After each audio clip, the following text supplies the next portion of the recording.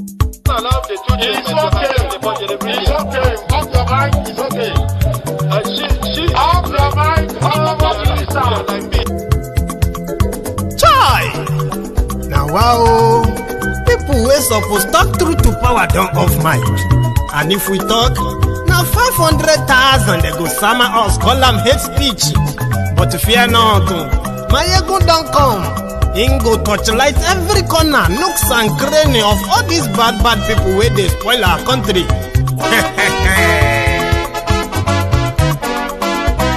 So my people make we laugh, oh, yo, yo.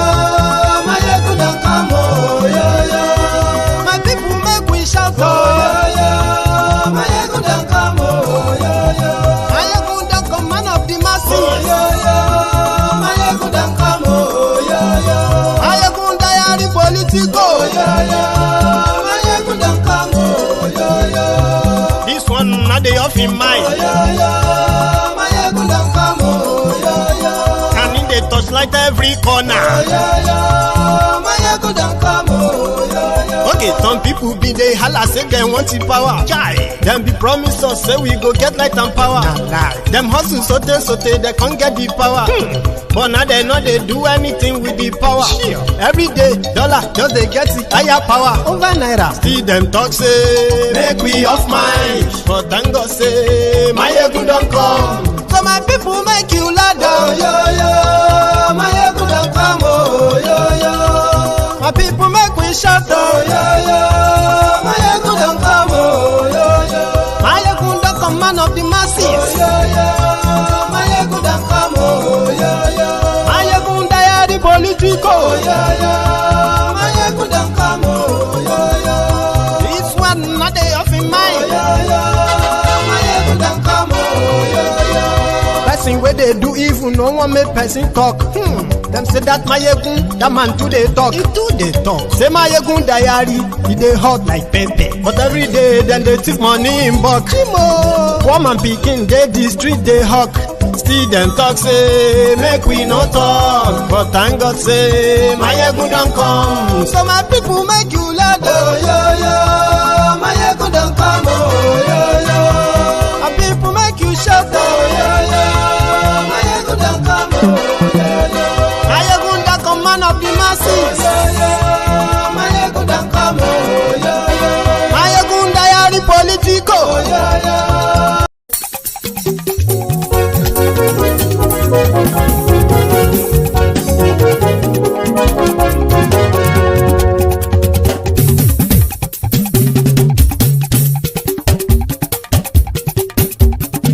Mayegun làwa mọ̀ làmọ̀ tó dòdòdò. Mayegun diary na him be number one. Mayegun làwa mọ̀ làmọ̀ tó dòdòdò. Mayegun diary na him be number one. Mayegun ti dé o ọ̀rẹ́ ara ìlú. Mayegun diary na him be number one. Lórí Facebook lórí YouTube. Mayegun diary na him be number one. Gbogbo bó ṣe ń lọ ni Mayegun já wa sí.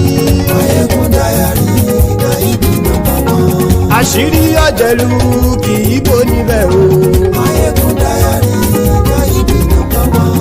Bó bá ṣe eré àní Mayegun máa wí. Mayegun diary na him be number one. Ó sì tún ṣe eré wàá gbọ́ níbẹ̀ o. Mayegun diary na him be number one. Mayegun diary politico. Mayegun diary na him be number one. Godfatherism kò sí lọ́rọ̀ Mayegun. Mayegun diary na him be number one. Ẹ farabalẹ̀ sẹ́ o kẹgọ́rọ̀ lẹ́nu o. Mayegun diary na him be number one. Àní Mayegun làwa mọ̀ tó dòdòdò. Mayegun diary na him be number one.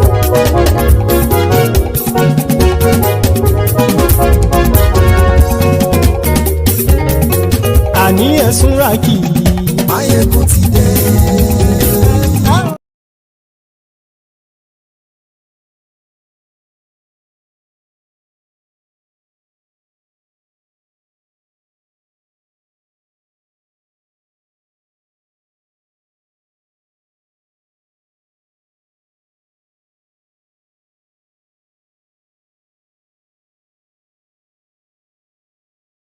Apologies, everyone.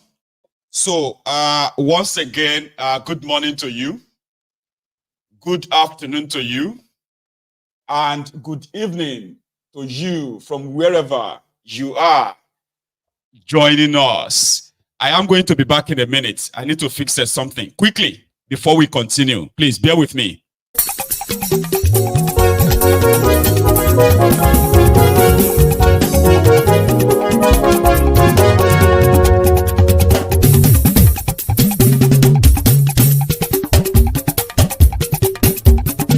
Mayegun làwa mọ̀ làmọ̀ tó dòdòdò.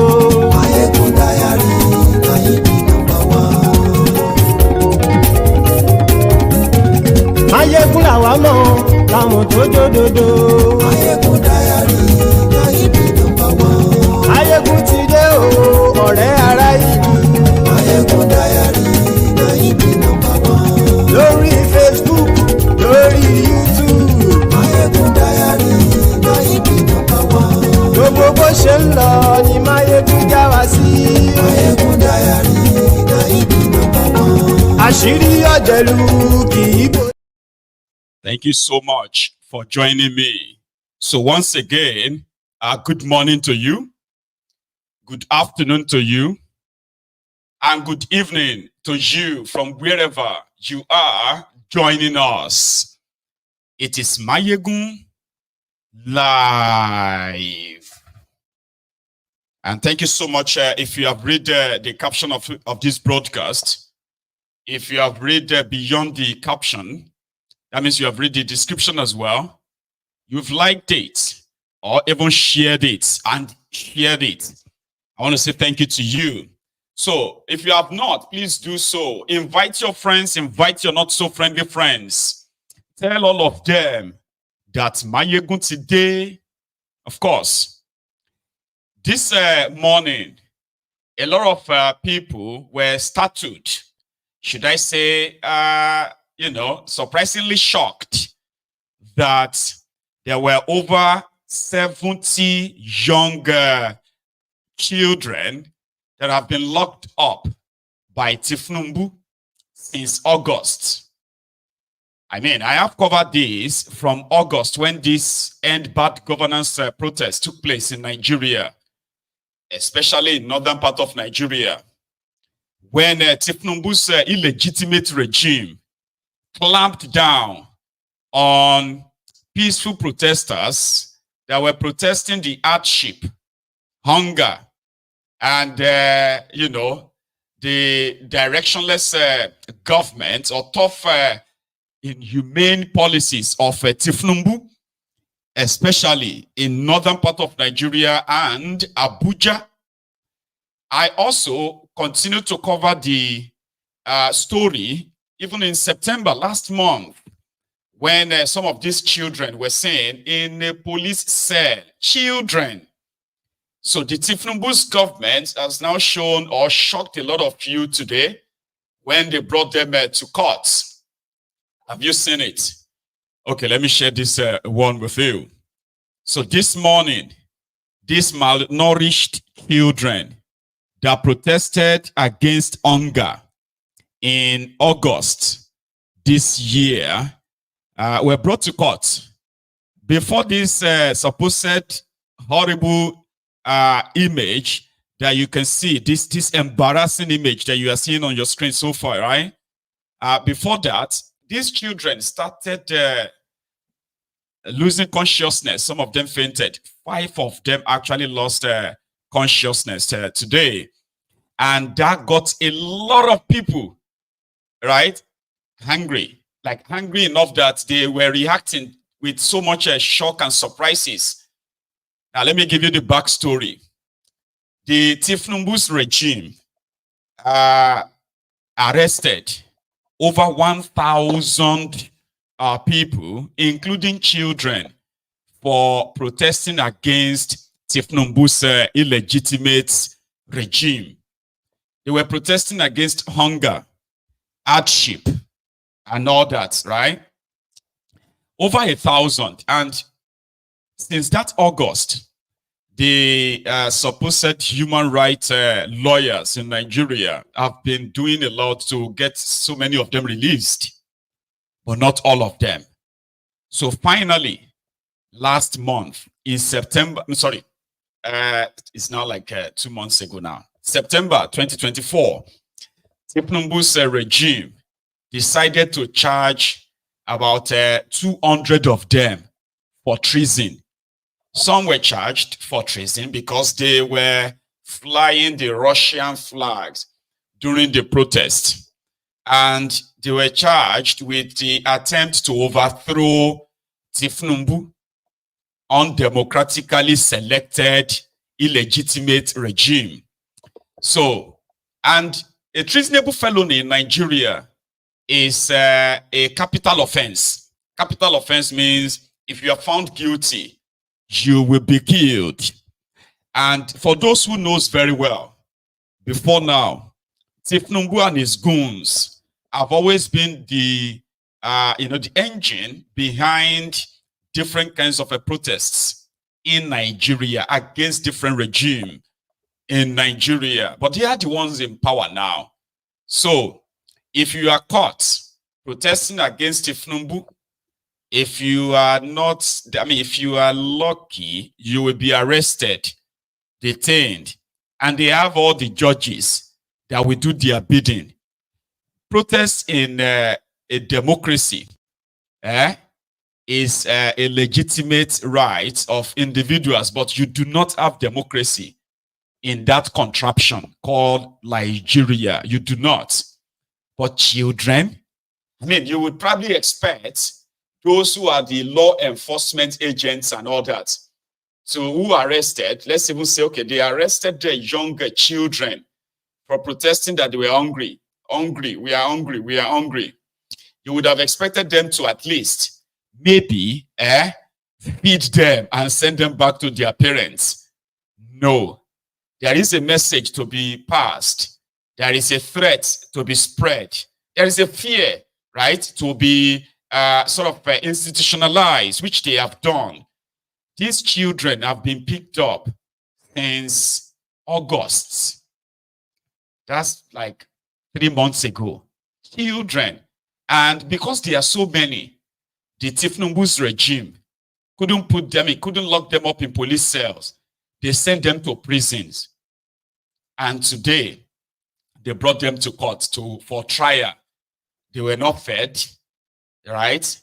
And it was so obvious that today, the image that a lot of us saw in their court today will probably remain with us for the rest of our lives.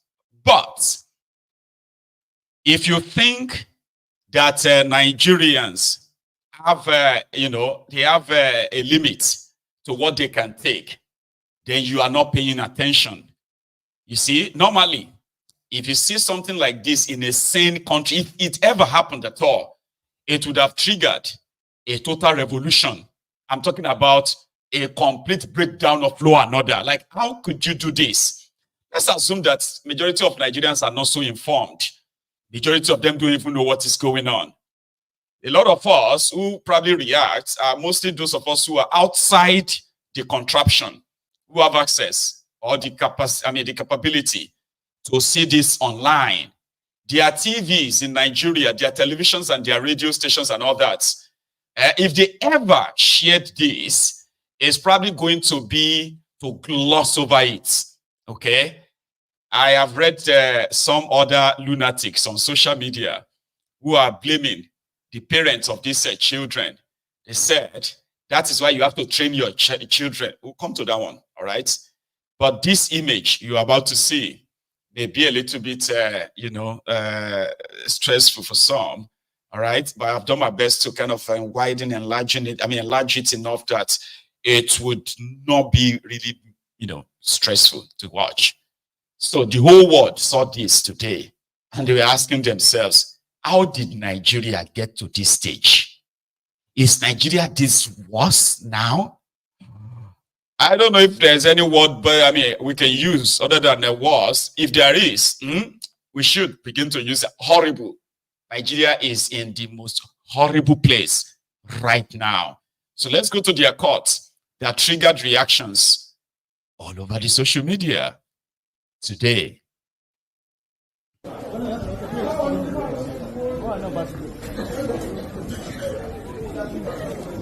This is how the children are fainting because of hunger.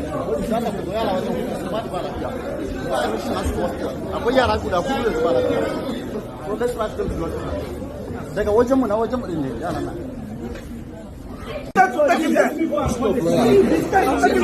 me go and take the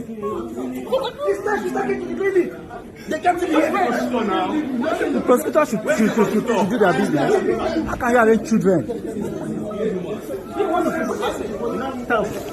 What's how? Sorry.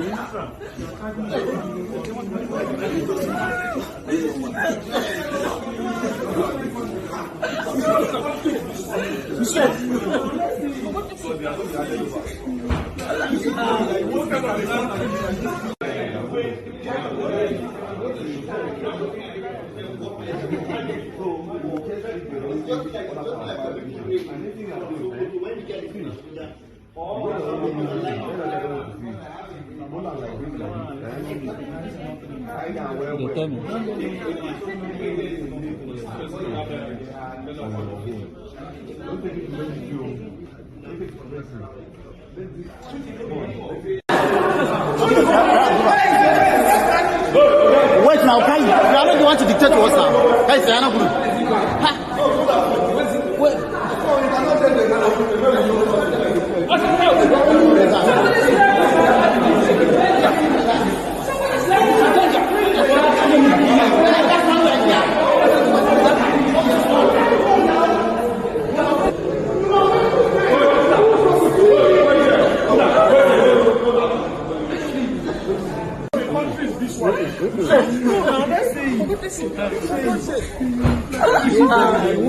I don't know why.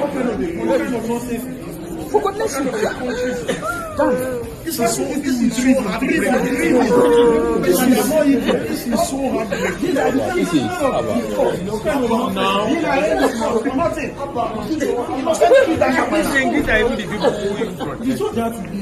this can never be the problem of Nigerian. One day, then somewhere, then give our money card. They don't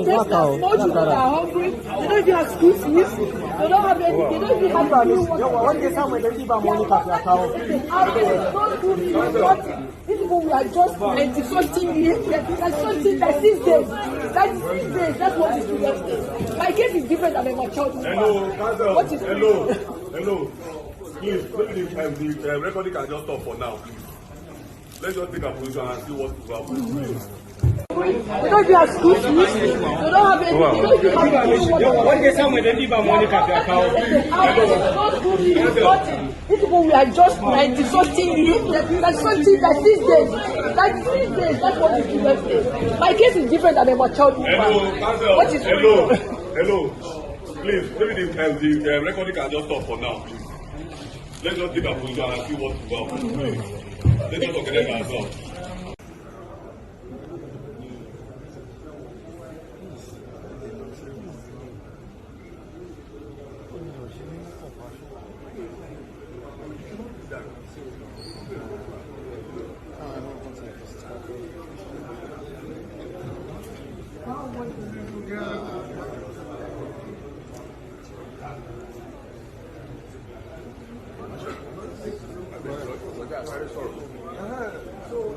Why do you come late today?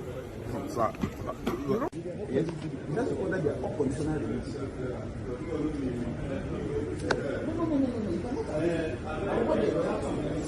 No. Yeah, we'll do something.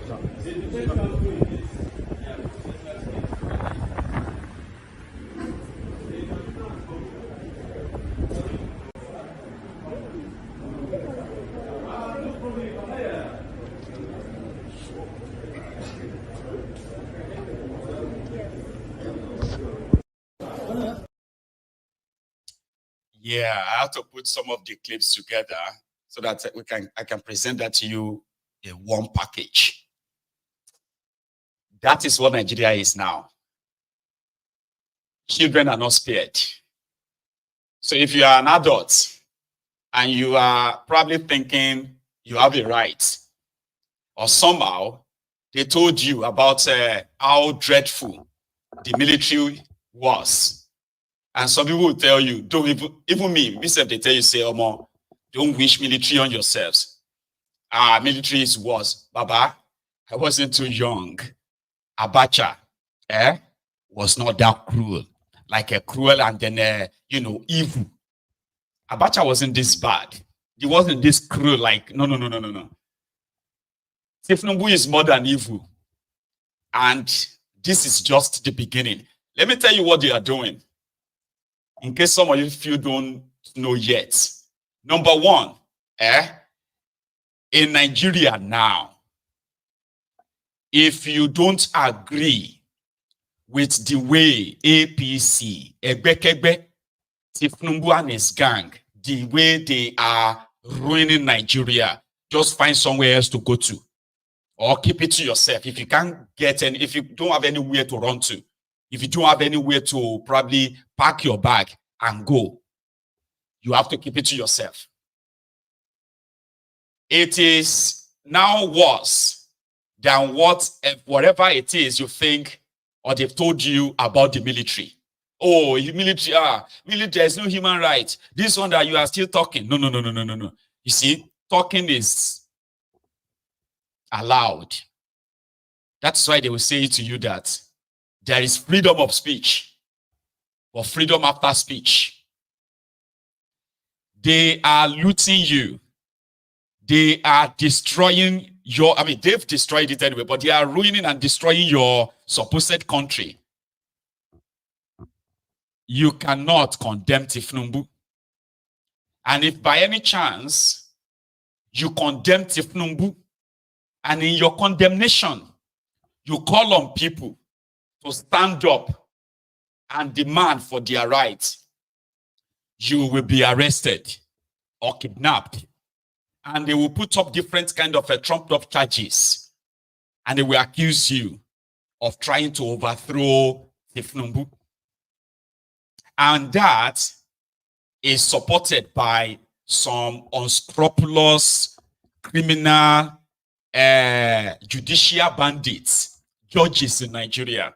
You will rot in jail. And the reason why they are doing all of this again is to tell all of you that they do not have any boundary.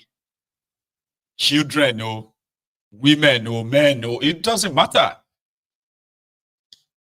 The moment they see you as talking down on Thiefnubu, it will automatically be referred to as incitement. People have been put under surveillance. People are being watched. Their movement, their phone calls, their text messages, their WhatsApp messages. People are being watched every day, every second. So that display that you saw there, it is to tell all of you that none of you, there's no sacred, what do you call it? There's no one that is actually saved from us. Guess what the judges did? I mean, it was just last week, wasn't it? When one Professor Pella, the Mike Tyson from Abuja, that said they will make somebody disappear and there will be no consequences. Yeah. It was finally charged to court. I think it was 2 days ago. And guess what? His bail for assaulting someone was 500,000 naira. You see those children? Right? A judge actually granted them bail today. Guess how much? 10 million naira each. Each child is to go and pay 10 million naira bail bond. So in other words, they have to also get 2 sureties who also have to pay 10 million naira surety. One of them must be a level 15 civil servant in Abuja before they will be released. So after all that said and done, the children were left in the court until around 6 p.m. this evening because they couldn't get a van to take them. Those children were not the only ones they brought to court. There were other adults, 47 or 48 of them. In total, 125 people, including the children, are being tried for treason. And a judge who saw all of that, possibly, came out. I'm going to go look for her name again, or his name again. The judge has a name. Somebody said whenever they want to do this kind of dirty work, they will always find an Igbo judge to grant them this kind of, to use for this kind of a dirty job. Obiora Eguatu, that's the name of the judge. He walked into the courtroom, and after the argument of their lawyers, the judge granted them bail of 10 million naira each. I know that normally in the court process, all you have to pay is the 10% of that, Abi. So what is the 10% of 10 million? 1 million naira. Now, 1 million naira times 76. That would be 76 million naira to freeze those children. Then you have to look for their surety, who also have to get 76 million. So 76 million naira times 3. That's how we get those children out. But they are not looking for those sureties per se. The message is to show to all of you that none of you is going to be spared. Children that were protesting hunger, against hunger, that we are hungry. There's hunger all over Nigeria. Tinubu himself admitted to that, right? There is hunger. There is anger. Abi? Now they will need over 228 million. Did I get that right? Abi now, 76 million. 70 million times 3, 210 million naira. 6 million times 3, that's 18 million. That should be 628 million naira. Sorry, 228 million naira to get those children out. But they are not looking for that. So it's now going to say in his benevolence. So people are reacting now. So you may wake up tomorrow morning and they will say, oh, Tinubu, in his magnanimity, he has looked upon what these children have done. Can you imagine these children trying to overthrow Tinubu? They are trying to overthrow me. But it's okay. Since all of you now feels like I should forgive them as a father. You know, I'm a father too. Okay, you know what? Let's just drop the case. But the message is passed. They locked children up for more than 3 months. Children in Nigeria. They are lawyers. You see, basically, our own is very simple. Why should children, why should small children, why should they spend 93 days in police custody when they should be in school? And the government can arrest 10, 12, 13-year-old and keep them in custody for 93 days. But the government has not been able to arrest Yabelo 6 months after. Is it not a parody of some sort that we have 2 separate countries? One country for the rich, one country for the poor. Our laws are very clear. It's 48 hours. The police are in breach of the fundamental rights of these children. So we are not going to delve into the substance of the issue, which is already before the court, so that we will not make remarks that are sub judice. But what we are saying, very simple. Yaya Bello, 6 months later, has not been arrested. But you arrest our children. You keep them in custody for 93 days. These children, they are already looking like they have kwashoko. They are malnourished. You understand? Then you cannot keep them in custody for this long. This is the reasons why our rating in the Human Rights Index is poor, is bad. You understand? The Tinubu government should discontinue the charge. We make a passionate appeal to the AGF, Baba Latif Fagbemi, that he should discontinue the charge. He should take over the matter and discontinue against these children, so that the children can return back to school. And the Attorney General of the Federation has the inherent powers to take over this matter under Section 174 of the Constitution. That Baba Latif Fagbemi should take over this matter and discontinue the charge against the children. I cried in open court because of this grave injustice that has been done to these kids. Talk, you die. If you don't talk, you die. So we'll talk and die.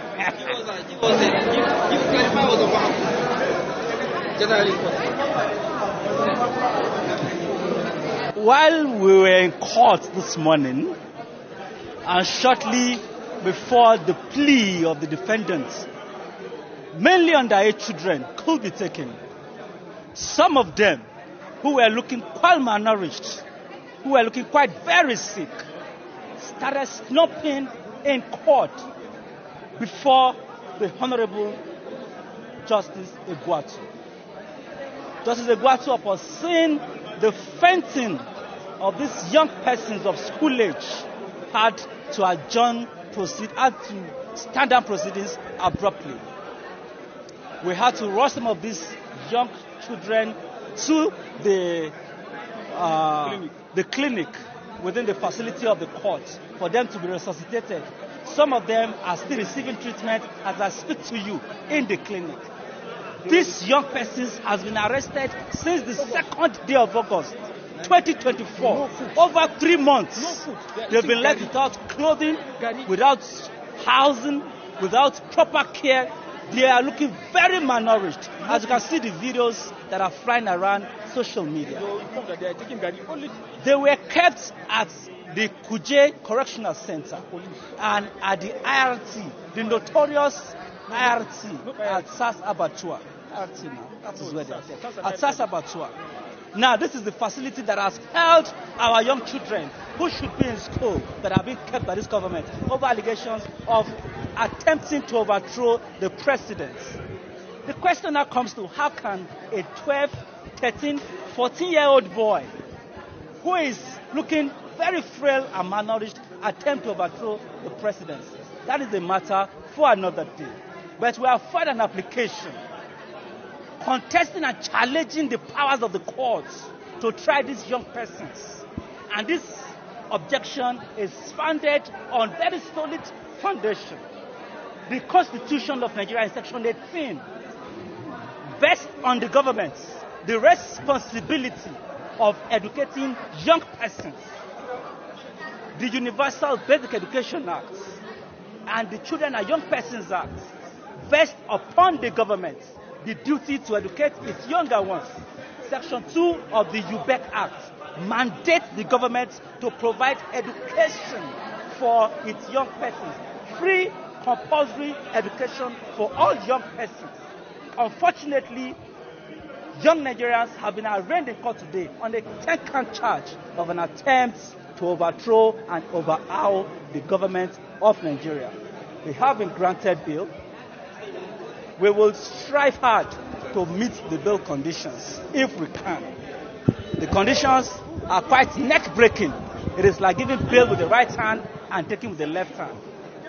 We will strive and do our best to perfect these conditions.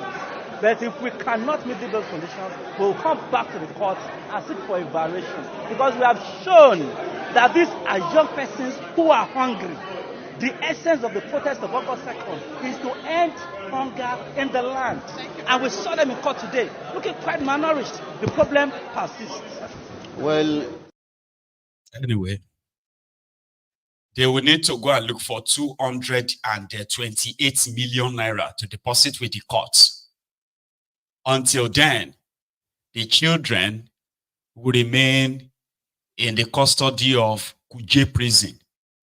They will remain in the custody of the IRS, what do you call them? The RRS or so, Abattoir.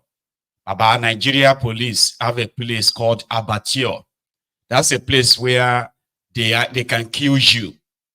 Notorious criminals, armed robbers, and others are kept. So if you are taken to the Abattoir in Abuja, you are likely not going to come out alive. Yes. Children for 93 days. Now they have to go and look for this humongous amount, all right, to secure their bail. And if they can't, they will need to come back on another day whenever the court gives them a date again. Until then, the children will remain in those normal. Those children shouldn't even sleep in any prison or any police custody tonight. In a normal country that it is now public, it's everywhere. But you see, the criminals in Nigeria are power drunk. I've told you that many times. They are at the stage where they believe that Benny, I just noise all of them they make. When you shout, shout, shout, it's like shouting into the void. Here you get. You just shout and say, yeah. But nobody hears you. Screaming into the void. That's exactly where it is now for people in Nigeria. They consider what we are doing right now as just noise making. All of them are going to just rant on social media. Now rants, you cannot do anything. They believe the people are conquered. Now me and you, we still get freedom to talk like this. Now they feel emotional. For Nigeria, they have surrendered. And the politicians feel it too. I think they know. And that is why, whatever they do for people, it is like, oh, I'm just being nice. Oh. If I don't want to be nice, I don't want to be nice. Okay, there's nothing you can do. What can you do? What can you do? You go and scream on social media. And so what are you going to do? And social media, what will the social media now do? We will tell the international community. Go on. Go and tell international. What will the international community do? What would they do to us? My friend, just instead of you to be saying sorry to beg us, so that we can, in our magnanimity, in our goodwill, we can just say, okay, you know what? Let me just let it go. They also have lawyers. Yeah, the lawyers that's prosecuting children. One of them. It's okay, thank you. What actually happens today is that the 76 defendants were brought for arraignment who were alleged to have participated in this violent uprising against the government in Kano State. What actually baffles me today is that a matter of a sovereign national interest, a situation where a youth of this particular country would organize themselves into a violent protest, calling on an outsider to come and take over power from the government of Nigeria, otherwise than by constitutional means, this situation will never be tolerated. Can you give the details of the ruling? What actually happened? The details of the ruling is that the matter has been adjourned to January 24 for the substantive hearing of the matter so far, and the court has graciously granted a bail on a very, very stringent conditions, which they are to be remanded in Kuje Correctional Centers, while others are to be remanded in the Boston Training, pending the hearing of the substantive charge. But the point I want to make, I just want to make a point, please. These people have been in lawful custody of the police for a considerable length of time, and none of them exhibited any sickness. But unfortunately, they were instigated by lawyers. Yes, Garba. These boys that we brought to the court today, all of them are adults. Most of them are married men. None of them is a minor. Some of them are university graduates. The small kids you are seeing here, they came with some of their parents to come and greet their loved ones. They are not even the real suspects standing trial in this case. These boys were arrested in Kaduna and Zaria. Imagine the level we find ourselves now. Do you know how much it costs us to be at this level of the democracy in this country? These young boys are trying to destabilize Nigeria using the Russian flags and other countries, calling on the military to remove our president. Is it fair to even remove the state governors that they don't want democracy again? If you don't like democracy, are we forcing you? You go back home and sit. Everybody is enjoying their fundamental rights. Nobody is abusing their rights. Everybody is enjoying free movement, and everything's are moving fine in the country. These boys only for no reason. They started protests, violent protests with the flags, foreign flags, Russian flags. Haba, is that what we want in this country? Don't mind the Defense Council. They will always say something to tarnish the name of Nigerian police. It's not true. In my own case, We filed charge against 43 defendants. And all of them were produced to the court today. All of them are adults. Forget about what they are telling you, that they are small children, this and that. Ask the defense counsel, do they truly know the suspect they're defending? I want to understand something. The first set that were arraigned this morning, that were granted I am not in that first case. My case is the second case. My case is the suspect, the defendants there are 43. So don't ask me about any case that I'm not involved. My name, I am Rimam Somte Ezekiel. I'm the Chief Superintendent of Police.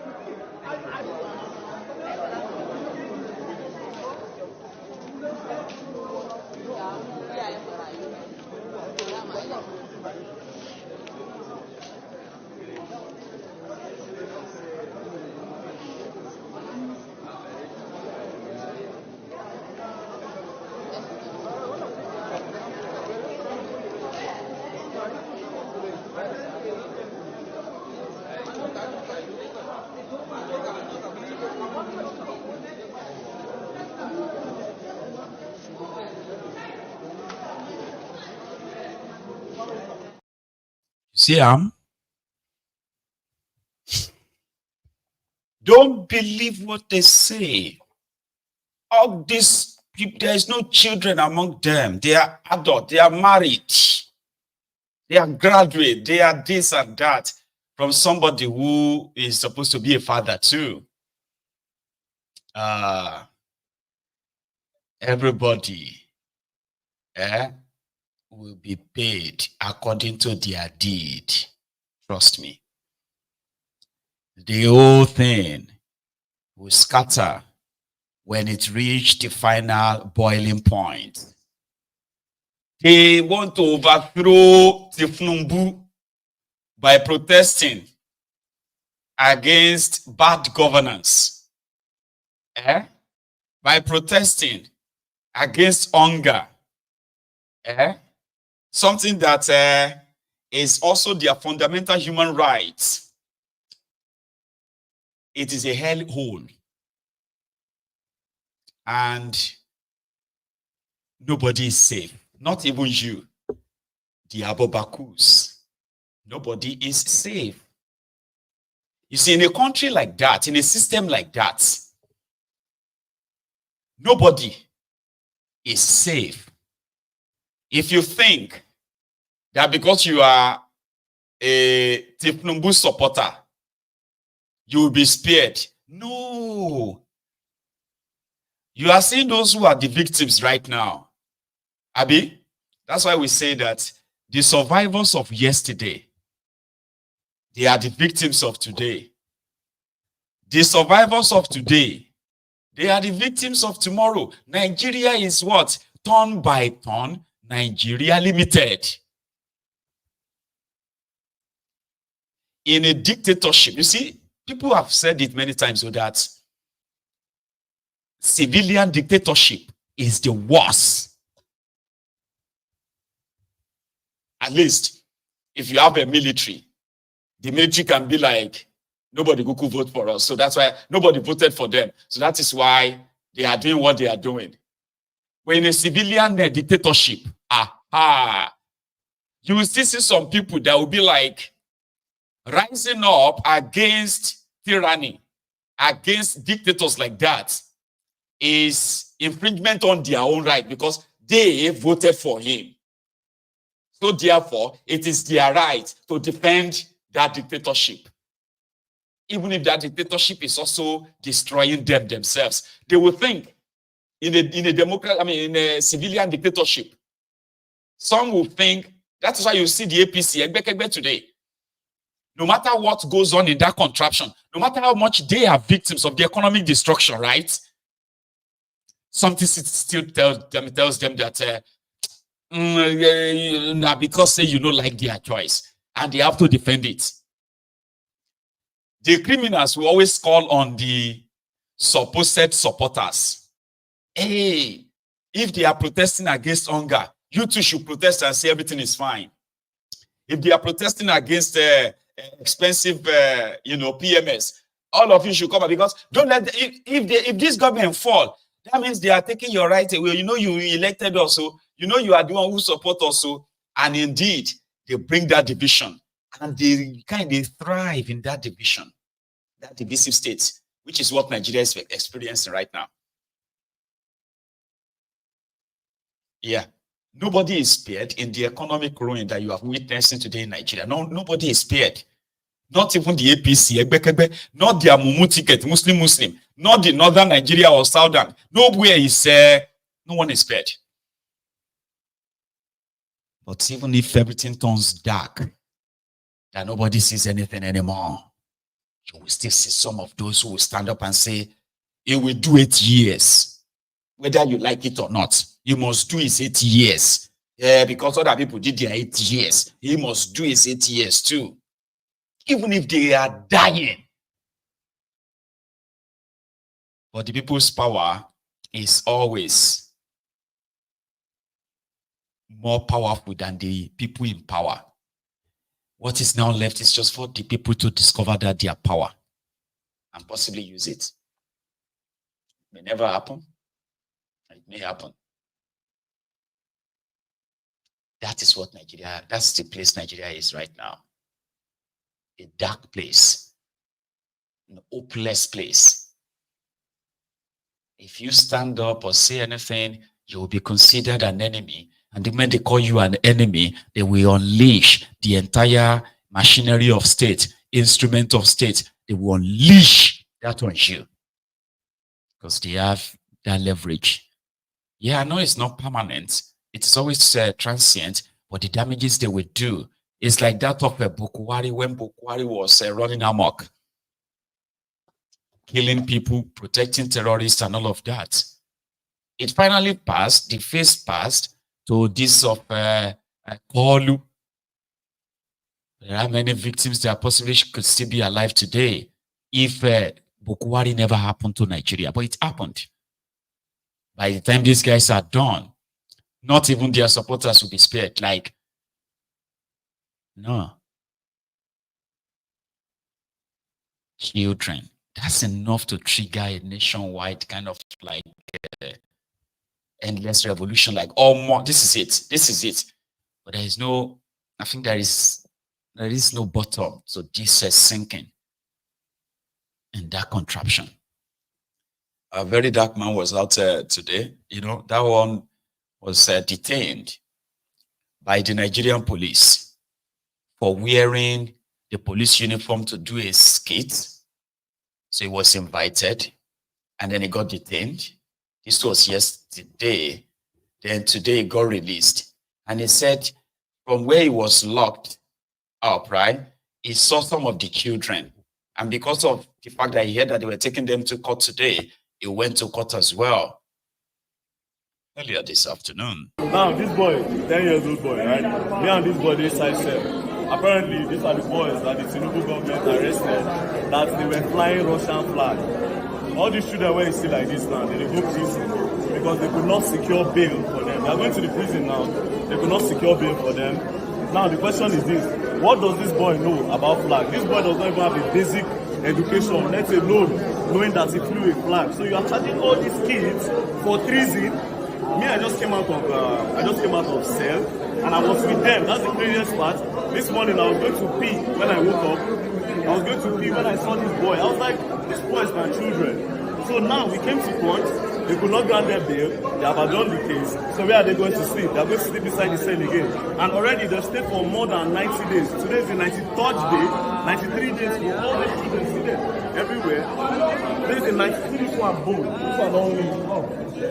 How much? Which food? This one only. Tell everybody. And all the way from Kano. Where they carry from? From Kano. Brought them from Kano to Abuja. Where's their parents? Their parents now go they cry. Nobody. See them. All these are kids. 10 years old. How old are you? And the best condition. 14 years. All of them are less than 17 years old. It's crazy. It's crazy and it's not fair. Come on. Now this boy, 10 years old boy, right? Those are the ones they told you that they are not children. No?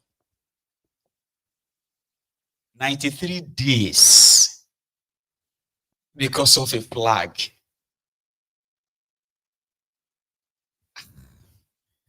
Then I saw some Ronukus who were like, now their parents are supposed to have trained them. If you cannot train any child, why do you burn them? And all of that. Like, you are sitting on a keg of gunpowder when it's going to explode. None of you will be spared. Not even thiefnubu. But more than they pile them together like that. They pile them. I remember that people face the worst under Bukwari. Every now and then they were hoping that something will happen, and all of that, but nothing happened. There are those who are also waiting now on that to say maybe something will happen, maybe something will happen. No, you don't understand. The institutions that were supposed to actually protect you from these monsters, they themselves have become more compromised. Every one of them is working against you. Not the judiciary, not the police, not the military, none. What about the civil society group? Where are those? Where is Confessor Shoyinka? Where are others who are always very loud mouthed, who have something to say? They all had something to say during the time of Good Luck Ebere Jolantan, right? They are all quiet now. Because they are all using what is called, they are all exercising what is called table manner. You don't talk when you are eating, do you? No, you are not supposed to talk. The man that called obedient fascist. You know, fascists are those who always want you to do their own bit. If you disagree with them, you die. You disagree with them, they destroy you, destroy your business, destroy everything around you. Is that not what APC, Egbekegbe, represents now? Or ever, by the way?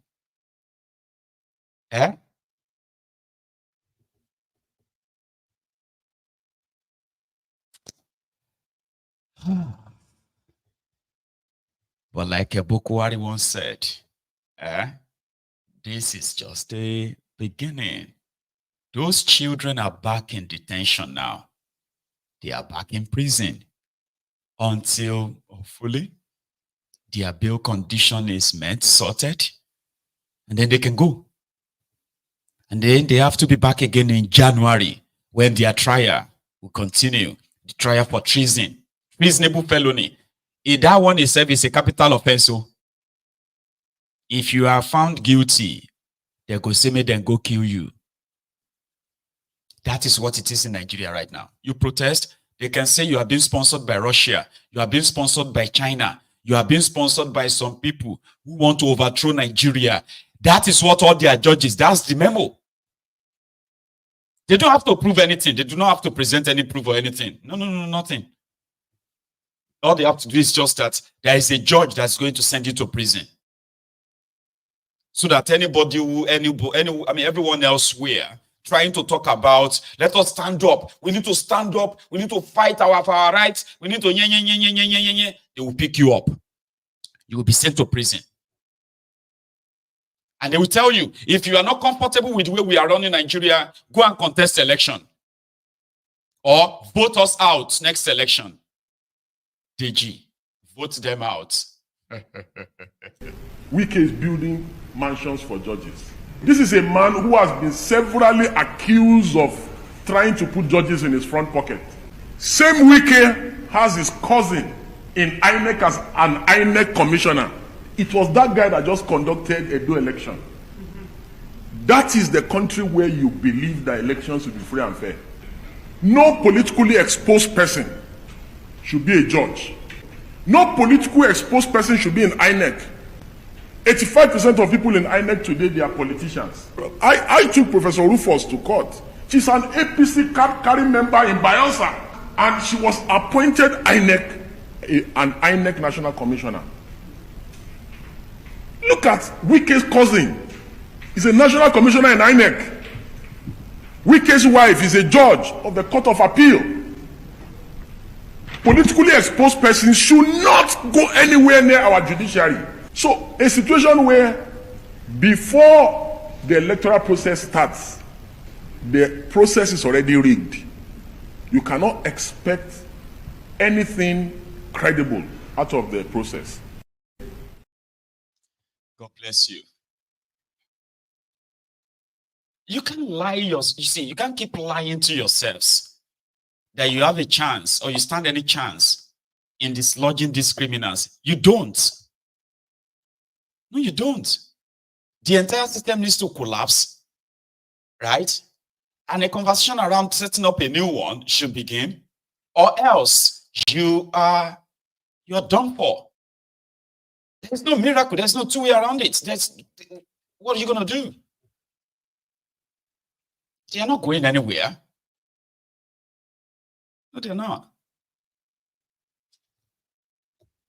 Oh, God bless you, Jared. This commenter that said that when they want to use China and Russia to jail you, they will say they are the ones sponsoring you to overthrow thiefnubu. But the same Russia and China, they are begging Russia. They will go to Russia to go and get grains. They go to China to go and borrow money. Yeah, they are not Russian agents. Russia money and Russia grains and Russia weapons and Russia this and that is not alien to them. Abi? It's not bad if they are getting it. But you holding a Russian flag means that Russia is sponsoring you to overthrow them. So you will go to jail. You go do jail. Oh. The situation is that bad, right? Now, they are failing in all fronts, as you know, economically. Wale Edun was begging people yesterday. And guess what that was all about?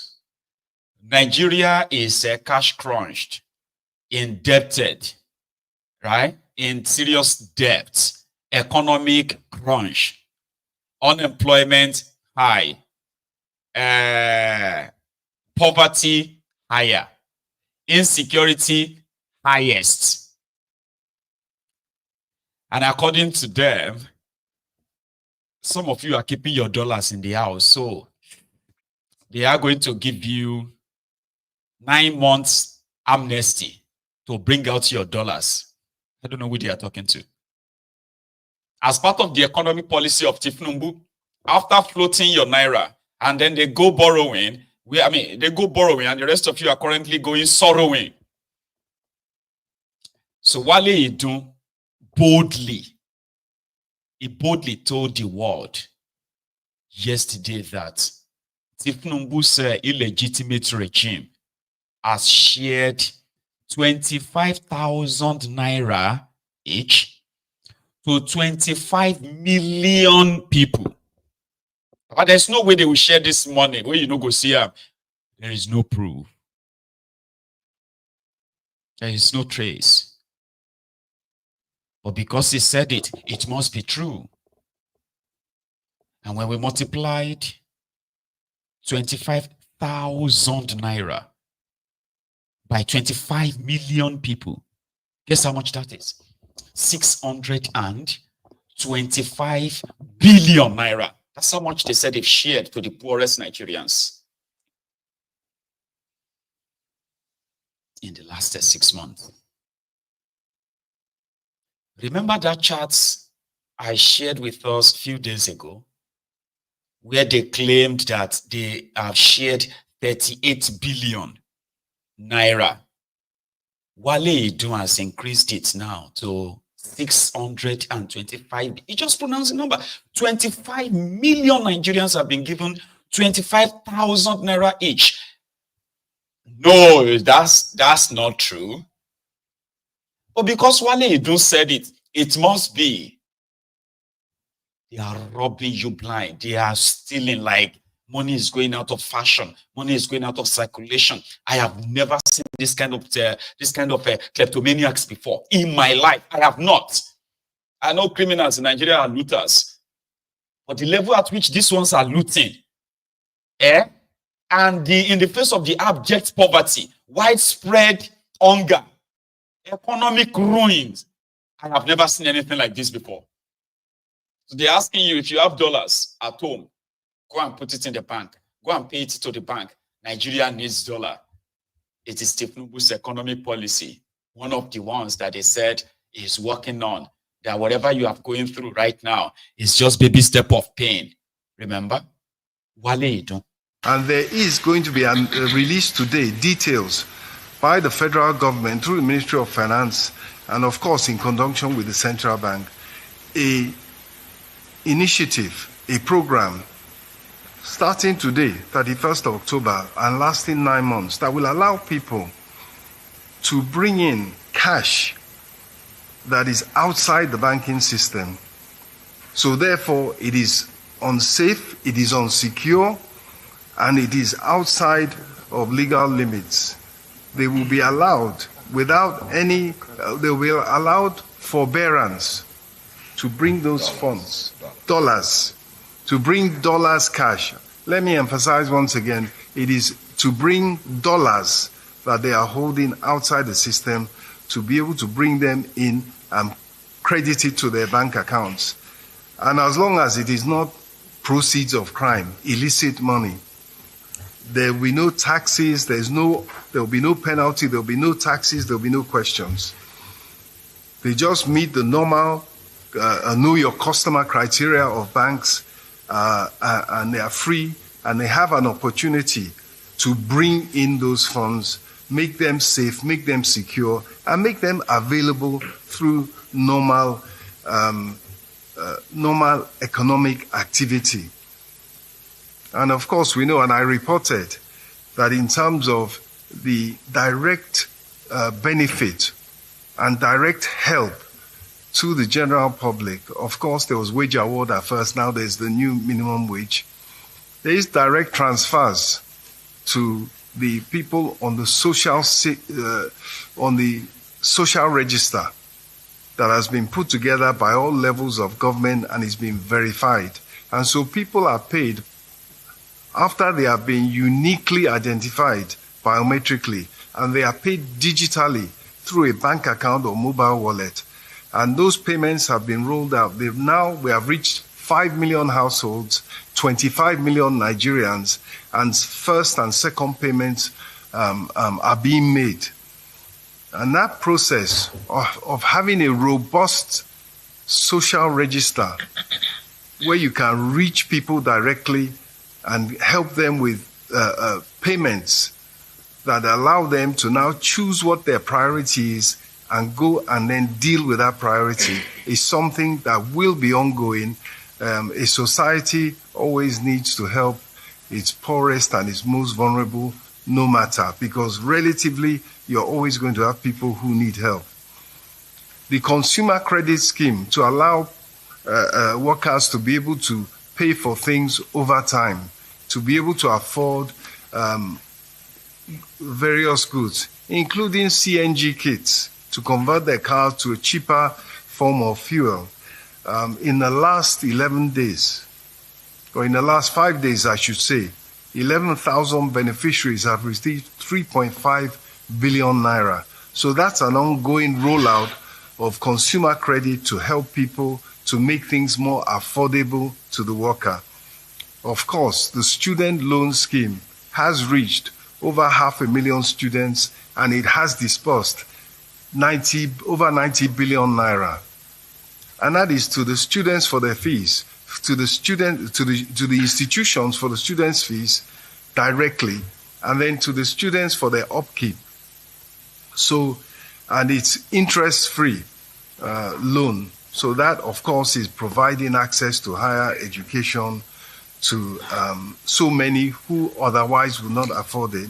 And as I mentioned earlier, the CNG initiative to provide a cheaper source of fuel for fueling mass transit and even personal vehicles is ongoing.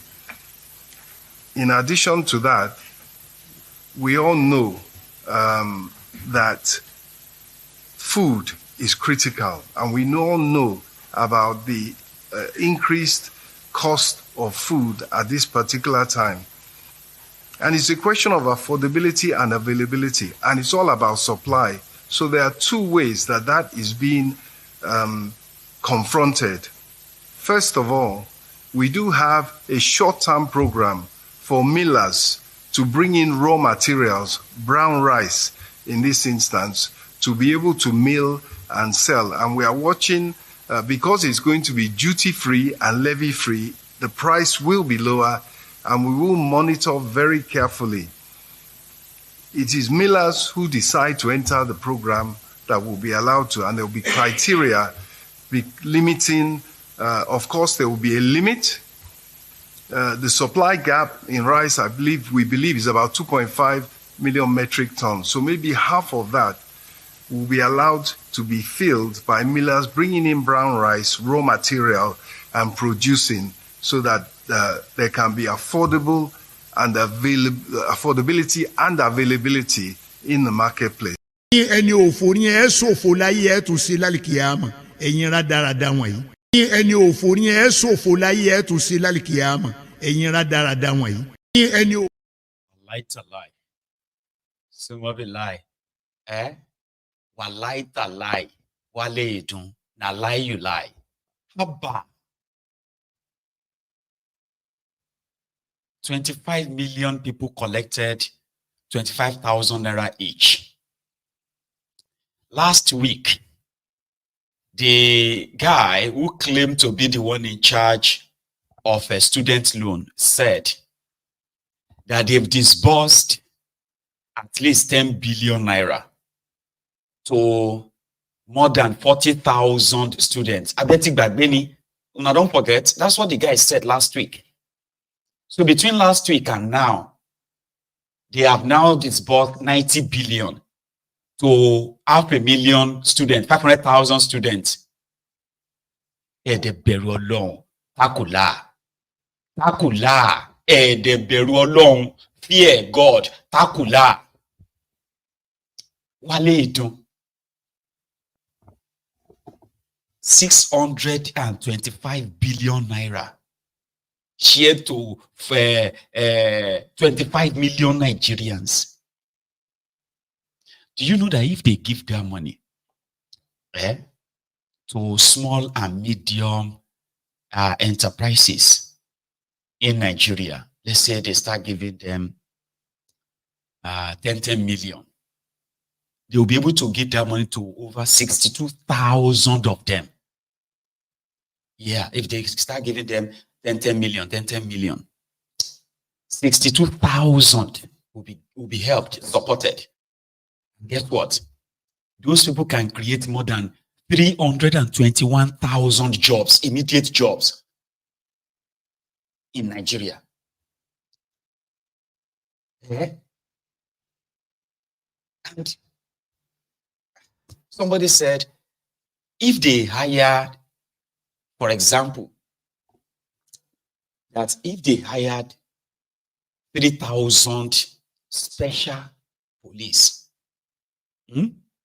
and they invest that money by buying 150 armored personnel carriers, and decide to pay these 3,000 special police, pay them like 500,000 a month for the next 1 year, and they send them straight after the terrorists that have chased people out of their farms. That Nigeria can actually grow food that can last Nigeria for the next 5 straight years and cut down food inflation in Nigeria. That's the 600. Instead of this, they are giving money to this, we are giving money to that. If they indeed shared, which is not true, they lifted themselves out of poverty and they dipped more of you in poverty, and they sat there just throwing figures, just throwing figures to sound good, to sound like they are doing something. But when you begin to put that figure into perspective, you realize that this money could actually do a lot if the money is not being stolen or shared by themselves. Because right now, you go and sit down and watch the video again. Say, are you sure what I said covers how much? Because we have looted over 1 trillion naira. Do you think what I said covered everything? I say, Oga, you have done well. You are a very smart man, sir. Honestly speaking, the way you are rolling, the way you are throwing the numbers, you are a genius. So, yeah, but what happened is that with this calculation, you have already covered 90% of the money we've looted. But we need to find means to put the rest now, okay? And say, okay, the remaining 200 billion call, we use that one to rescue people from Tiger in Sambisa. Do you think they will buy that? They will buy it, okay? Just tell them that we use the remaining. So how much money did we loot? Congo. Everything is 1.6 trillion, sir. So with the figure I said earlier, how much is that one? Is 1.2 trillion, sir. Okay, 400 billion, Abi. Can we say that we use that money, that one, to rescue the bag of rice from some animals that we can't name them for the sake of national security? That's a very good idea, sir. Yeah. Okay. We'll do another press conference next week, and we'll tell them that we spend this one and that to rescue the bag of rice from these animals that we cannot name. Because that's what I see there. Just keep throwing figures, keep saying things. You know, everybody will be like, they don't try you. They don't try you. Like this one that was a minister under Bokuwari, but now he's a special advisor to Thiefnubu on communication. He said it is not demotion, it is call to service. Now he's doing exactly that. Thiefnubu is hiring people to lie to you by telling you that Thiefnubu know they sleep, they walk overnight. The problem? Would they have changed the lives of millions of Nigerians? I think what's important is you ask, do you have a leader who is abreast of development, who is applying himself to the challenges, who is unafraid and bold enough to take these decisions, and who is ready, he said it, is ready to follow through on the decisions he has taken. There are some of those who are close to him who said, he said, if his money is not looking for one, if his popularity is not looking for one, if his political office is old enough to have seen a lot of it, but that what he wanted is to be the Lee Kuan Yew of Nigeria. But what is happening in Nigeria? Does Bola Tinubu looking like he's going to How many years? Lee Kuan Yew How many years did Nigeria? it take Lee Kuan Yew to turn that country around? So you're asking for how more many years for Bola Tinubu to turn things around? No, how many years, Sean? But is he turning things around right now? Nearly over a decade to do it. Now, you're looking at just 2 years, less than 2 years, 18 months down the road. The framers of our constitution, you must give them some credit. The framers of our constitution, our presidential system, gave a first 4-year term and to the extent of a second and final 8-year tenure. There is some wisdom in that, because when it comes to governance, you can really achieve your plans. The first 2-3 years are the years of planting your policies and your reforms. It took Lee Kuan Yew 10 to 12 years to turn that country around. You're saying Tinubu needs 10 to 12 years? No, I'm saying, look, let's give him the benefit. It's just 18 months. Should we be hopeful for the third year? Absolutely, absolutely. And we see the gestation, we see the actualization of some of these policies. I want to just encourage Nigerians to keep faith with President Bola Ahmed Tinubu. This is a man who is adept at governance, a man who, like Awolowo said, burns the midnight oil when other men of easy virtue are carousing around. This is the man I worked with for 7 years, and we slept at 5, 4, 6 in the morning. Does he still have the energy? Absolutely. Absolutely. Up till now, he still sleep at that time of the night? Yes. You need to take it easy, though. Well, there's a job to be done. But let me send you to him on behalf of many Nigerians. There's a job to be done. Let me send you. Let me tell you something. So you tell the president, he's your principal. You talk to him every time. Nigerians are suffering. He knows the problem. Would they have changed the lives of millions of Nigerians? I think what's important is.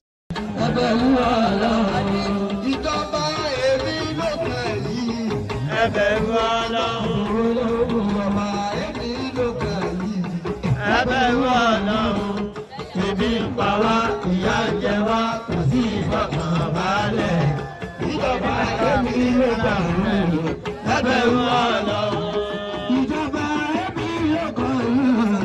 ẹbẹ̀rù Ọlọ́run, ẹbẹ̀rù Ọlọ́run.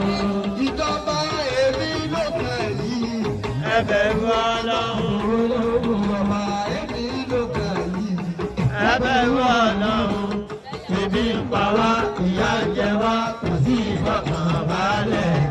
Ìjọba èmi ló kàn yìí, ẹbẹ̀rù Ọlọ́run. This is his job. They hired him, Sunday Dare.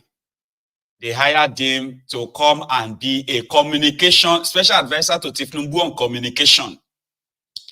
And his job is to come and lie to you, to come and tell you that even if everything is going south, just know that Thiefnubu is burning the night candle. He's not sleeping, right? You know, they say that Otun Oyeni in Ibadan is from Oyo State, so he's from Ibadan.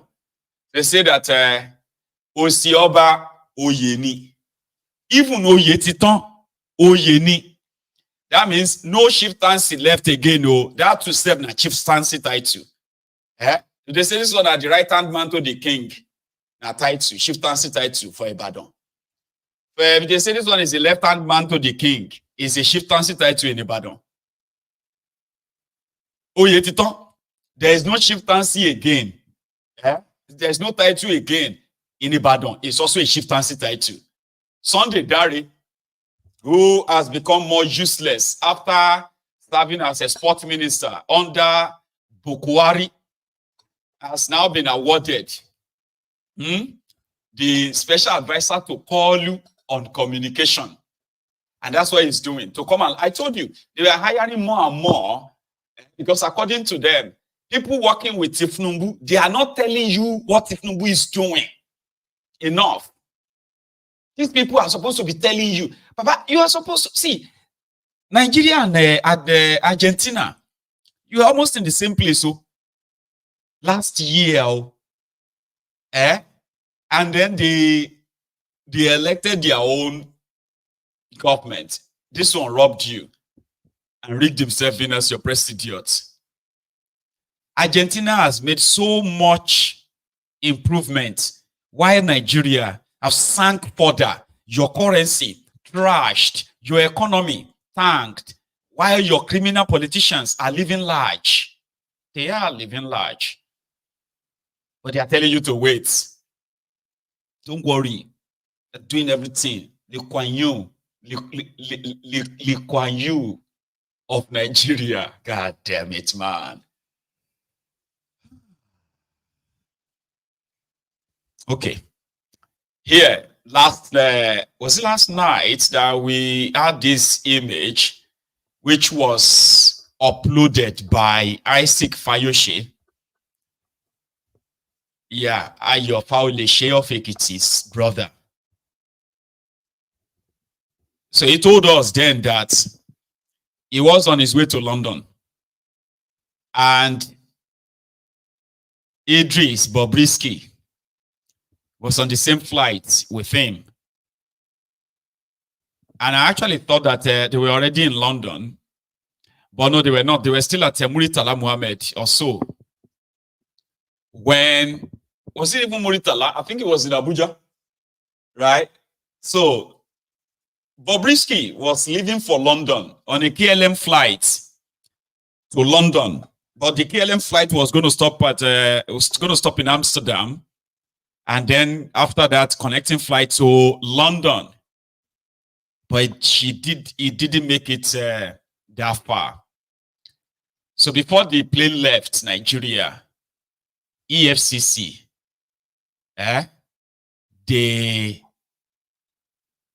they took over the plane, so to say, looking for somebody. And that was Bobrisky. So it was a big fight until when they got him and they dragged him out of the plane. That, you know, you are not going anywhere, sir.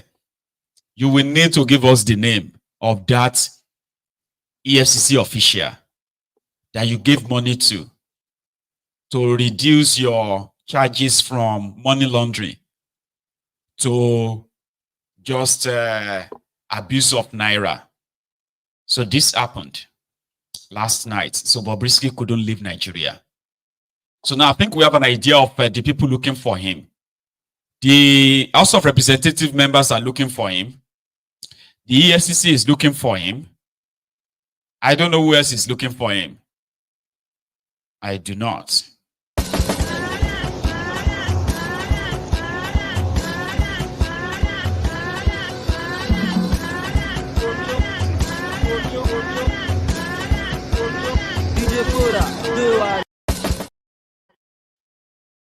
Wala. So that was Bobrisky being dragged out of the plane. It's called the plane.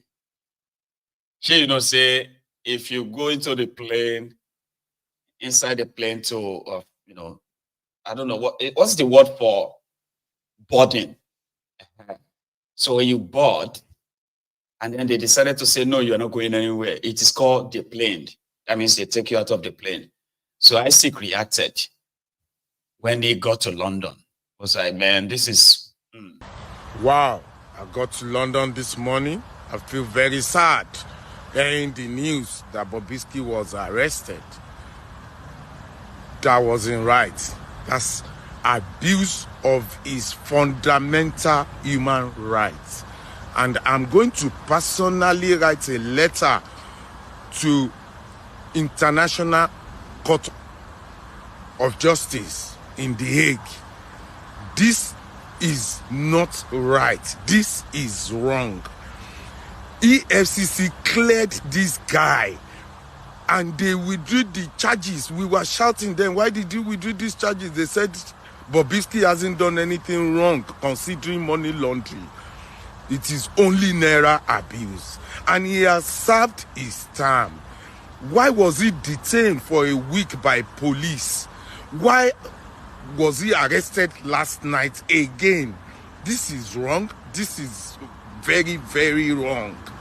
If you are laughing or clapping for them, this can happen to you too. Nigeria can happen to you. The guy has not done anything. He has not done anything. And if they are now saying he has done something, that means they need to investigate the EFCC officials that cleared him of money laundering then. This is wrong. Thank you, Isaac. So Isaac believed that there is something wrong somewhere. And I kind of agree too. I do. Nigeria is unreal. And Nigeria is unreal to start with. In the midst of that scandal, after the audio of Bobrisky made it to the internet, the EFCC, the Prison Correctional Service in Nigeria, they both came out to deny any wrongdoing. In fact, the EFCC said there was never a time that they put any freeze on Bobrisky's account. So, okay, I think it makes sense now. I take that back. He lied against them. They didn't clear him. They just cleared themselves of any wrongdoing, not Bobrisky. Okay, it makes sense now. Okay? Bobrisky said he bribed EFCC officials with money in order to reduce and remove, to remove his name from money laundering charges. Because according to him, EFCC said there were some money going into his account and out of his account. And they charged it, they were like investigating him for money laundering. So, in order to sort of clear him, he had to bribe the EFCC officials, who then removed his investigation, all right? Even though in that same statement, Bobrisky said he also had his account, they had his account frozen, which made it impossible for him to withdraw money and bribe the prison officials. So it's complicated. That's why I said that if they want to arrest anybody, if they want to charge anybody, including the Falanos, Bobrisky will be the one to be arrested and charged if he's lying with their names. Not very dark man. If he's saying the truth, then the officials involved who collected the bribe, according to him, must also be exposed. Not very dark man, the whistleblower. So what I can get or understand about this now is that the EFCC wants Bobrisky to tell them which official, because they do not have the record of him being investigated for money laundering. They said he was arrested for defacing Naira. And that's what he got tried for. And that's what he got sent down for. So if he claimed that no, he was being investigated for money laundering, that they froze his bank account, then they unfreeze his bank account after paying bribe, he will need to mention and give them the name of the official that did that. And they are not letting go until he gives them name or names. Similarly, the Nigerian Correctional Service, the prison, they have come out to say, no, yeah, we gave him VIP treatment in prison. We did not give Bobrisky any special privilege to go and live outside prison as he claimed. So he also lied against them. So the prison is also looking for him. So the best thing right now is just going to be for Bobrisky. So why is he trying to now run away from Nigeria? I think it is making sense now. I mean, I'm just putting the pieces together now. We are doing it together now. Okay? This is making sense. Why did he attempt to smuggle himself out of Nigeria through semi-border by hiding inside the car trunk, the boot of a car, until he got discovered and the immigration arrested him and returned him back to Nigeria? And he was in police custody for 1 week. Then they freed him just a few days ago, only for him to now be on a flight out of Nigeria. So, why is he trying to leave Nigeria? I think it is answered now. We have our answer. It is because these agencies are actually really looking for him. But if they are looking for him, when the immigration arrested him, or did they tell him not to leave Nigeria? Maybe they did. But I don't know. I have a lot of questions that probably won't have all the answers. But we can have an idea of what is going on now. So Bobrisky is now in the custody of the EFCC in Abuja, where he is being interrogated according to them. And he shared an image where he said they bruised his arm. See what they did to his arm. Nigerians, help me. EFCC just arrested me. I'm badly injured. So he uploaded this image. And they said it was because he was struggling with them. That's some bleached skin there. Nah, I won't post that. That was me. Right? Oh, man. It is a jungle. When people say Nigeria is a zoo, Nigeria is not a zoo. Nigeria is like a zoo is organized. Have you been to the zoo before? Oh, you will love it. The zoo is so organized. Nigeria is not a zoo. It is a jungle where the most violent animals, the hyenas, the jackals, they are feasting on the weakest animals, you would say.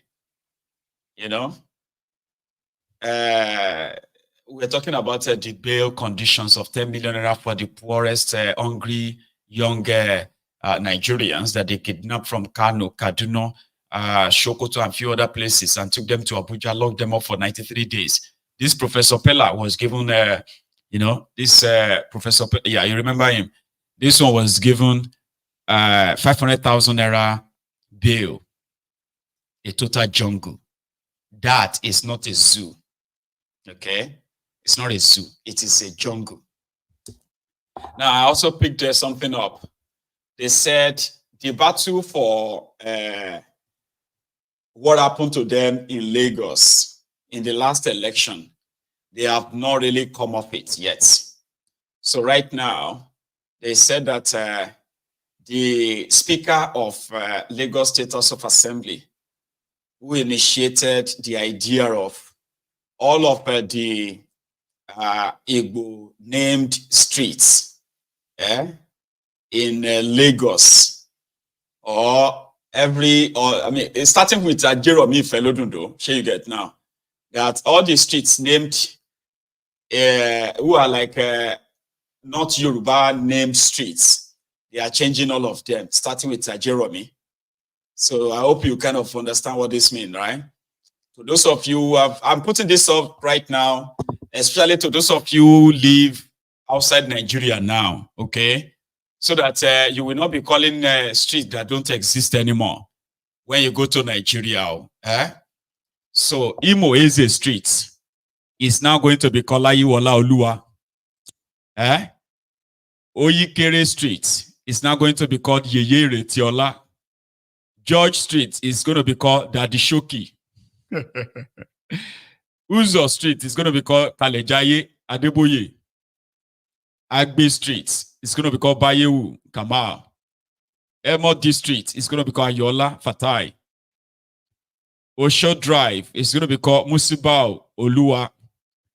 Deliverance Streets, is going to be. You see, if you have lived in any of these streets before you left Nigeria, just know the new name of your streets now, okay? Because from now on, according to this guy, according to these guys, they are now going full Yoruba, so to say. Achakpo Street will be called Rabi Oluwa. Iwu Lane will be called Chief Tajuddin Ogunoiki. Hospital Road will be called Chief Dele Fayemi. Ebubedike Street will be called Adeyemi Samuel. Ezie Street is going to be called Morilat Arogudade. Eze Street is going to be called Erelu Mojisola.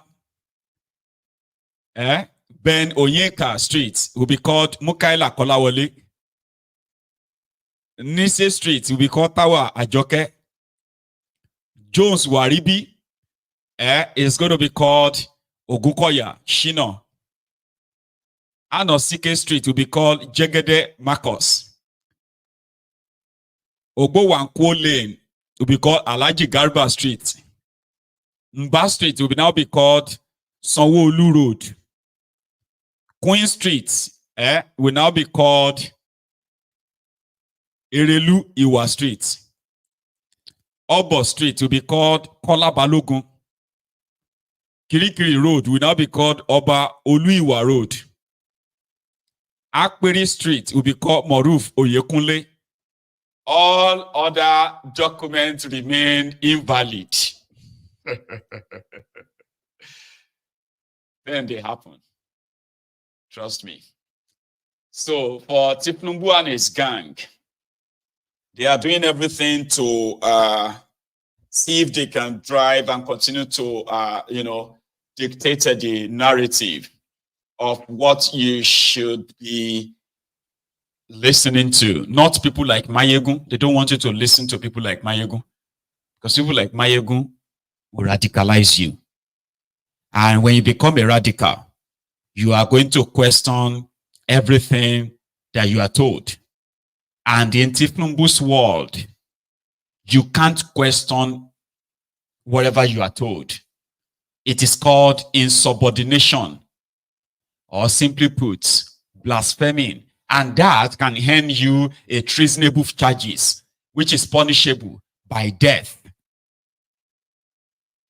That is why you had that Sunday Dari, who is now a boy to the information minister of Nigeria.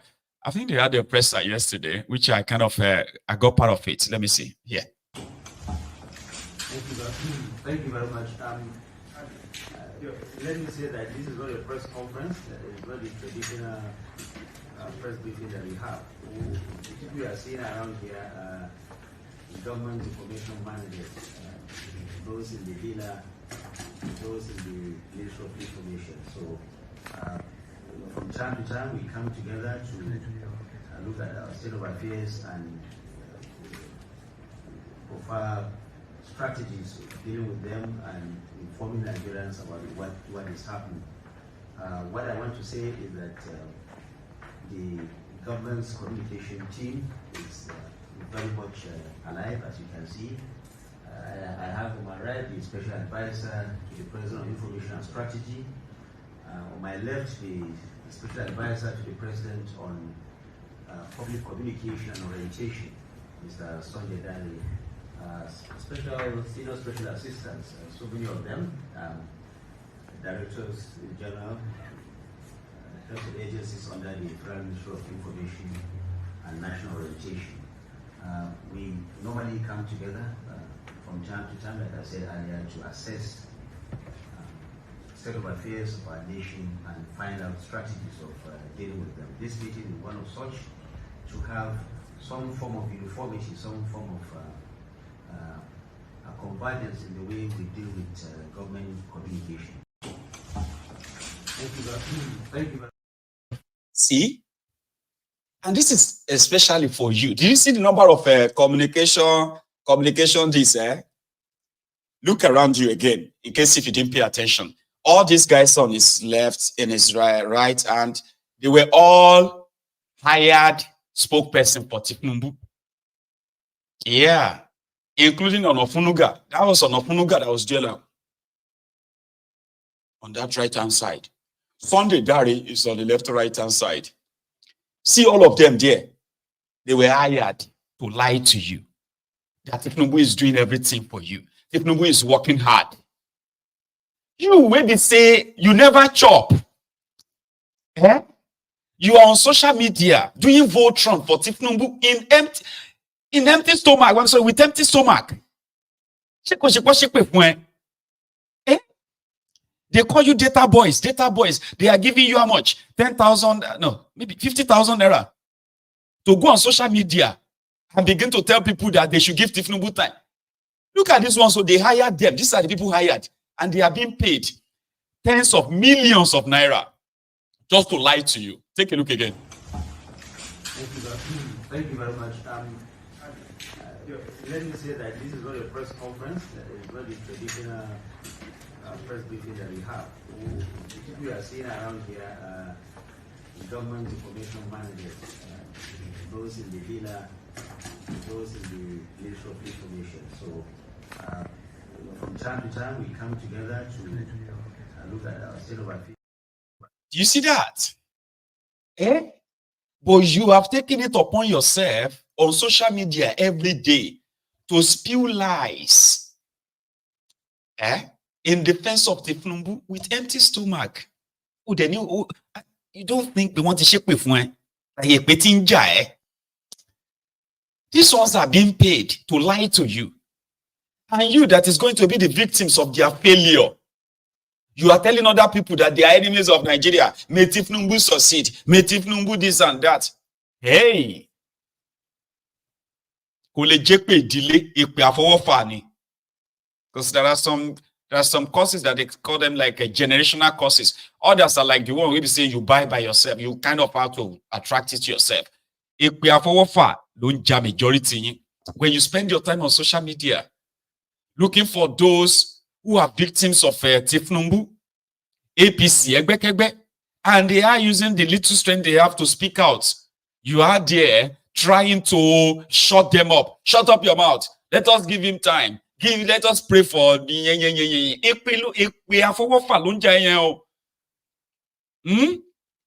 I just thought you should know Then he kind of also said something about the restoration of the electricity back to them in northern Nigeria with some extra jara. Let us thank President Tinubu. On the issue of the disruption in the power supply in the northern part of the country, for example, the president, as you are all aware, has dispatched the Honorable Minister of Power to the northern part of the country, Kaduna and Kano, to ensure the restoration of power to that affected part of the country. I'm happy to say, as you also know, that the team working on that has achieved appreciable success. Over 70% of that has been achieved now, and we do hope, and as the President has charged, that by Sunday of this week, we will have power fully restored to all parts affected. But we call on all Nigerians to be more vigilant. Vandals do not bear any political badge. Vandals are vandals anywhere. Nobody has imported any vandal because we want the region to be affected. If there are vandals, we have to come together to fight these vandals, to be vigilant. And like the President has also told the security agencies to be extra vigilant, and they are going to walk around the clock. It is not an acceptable situation. The President will not accept any criminal disrupting the transmission lines, power transmission lines in this country. On the issue of nuisance, Lele. But he did anyway. They disrupted it. This, Mr. President, would never accept any kind of disruption of transmission line in Nigeria. Really, but they did anyway. I was waiting that I said it earlier that maybe by the time we wake up tomorrow morning, they will say Tinubu in his magnanimity has ordered the unconditional release of these minors, because he's not aware. He's not aware that these children have been in detention, in prison for 93 days. Now that he's aware, he's a father. That guy is going to do a media on it tomorrow. Well, no, I just got the news here that they said the children must be released unconditionally tomorrow. All that bail condition, all this bail, this and that. The president has said they should let them go. That was a misunderstanding. Because people reacted to it. What? What the hell? What is this? How could this happen? And the entire world have seen it. So now Tinubu is a very good man who has now ordered the children to be freed unconditionally. So everybody would have to go and say, thank you. Hey, call you, thank you.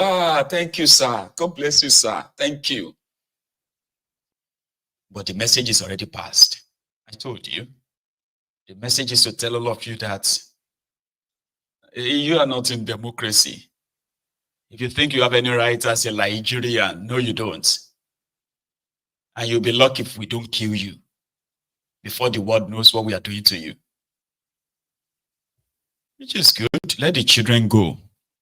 Okay? And we'll give that a follow-up. I just read the news there that all of them will be released unconditionally. So the charges against them will be dropped.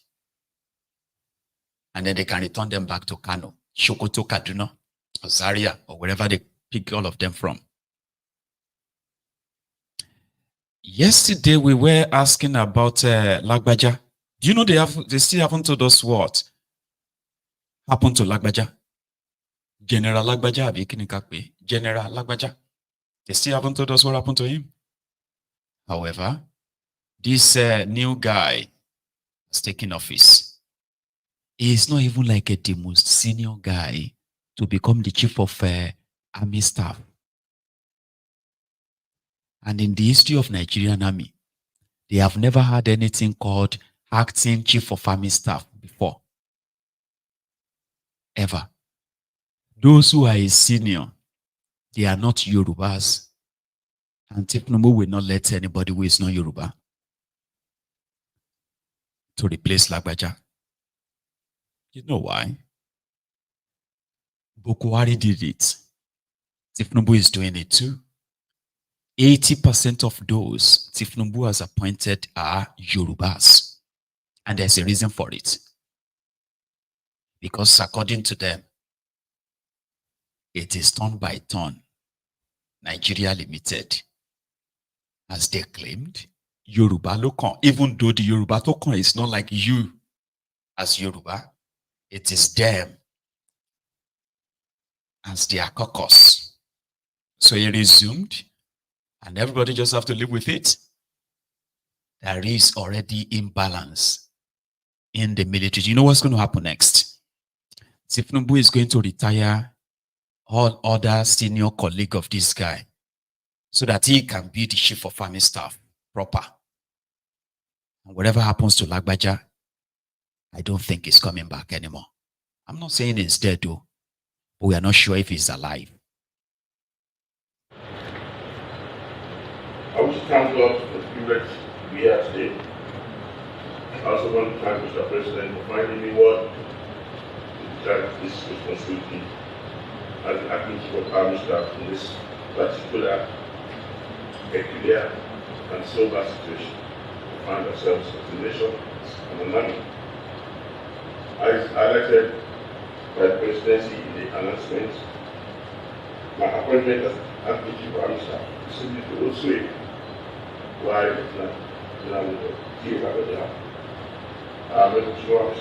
the way so they will take sufficient time to get necessary medical attention and treatment.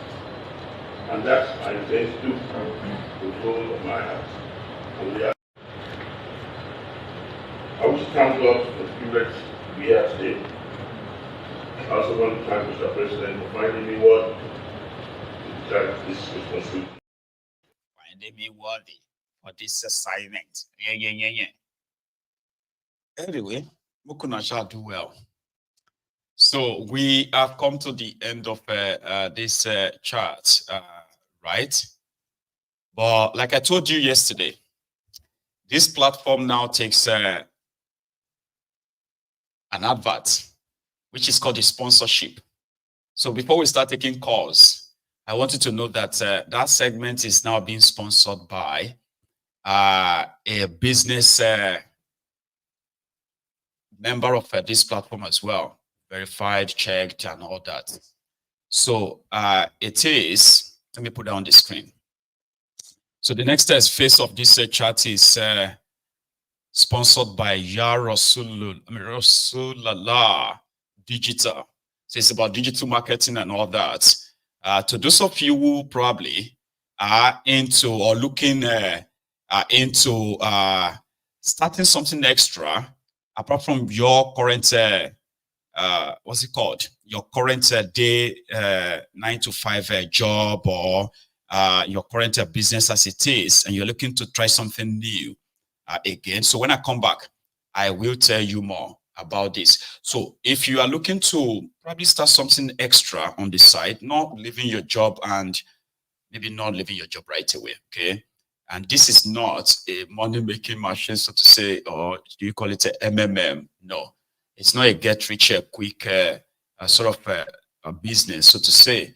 It is about you if you are interested in setting up your own personal business, like online business, where you will be trained, right? You will be trained, and then you will also kind of be linked up to those who can be your potential customers and all that, okay? But let me take a break. When I come back, I'll tell you more, and I'll lead you to where you should probably read more too. So to those, to everyone else, before you go, if you have to, make sure you like the broadcast, right? Subscribe to my channel, and when I come back, we will take calls, but not after. I mean, sorry, that will be after I have told you about this opportunity. Don't go anywhere.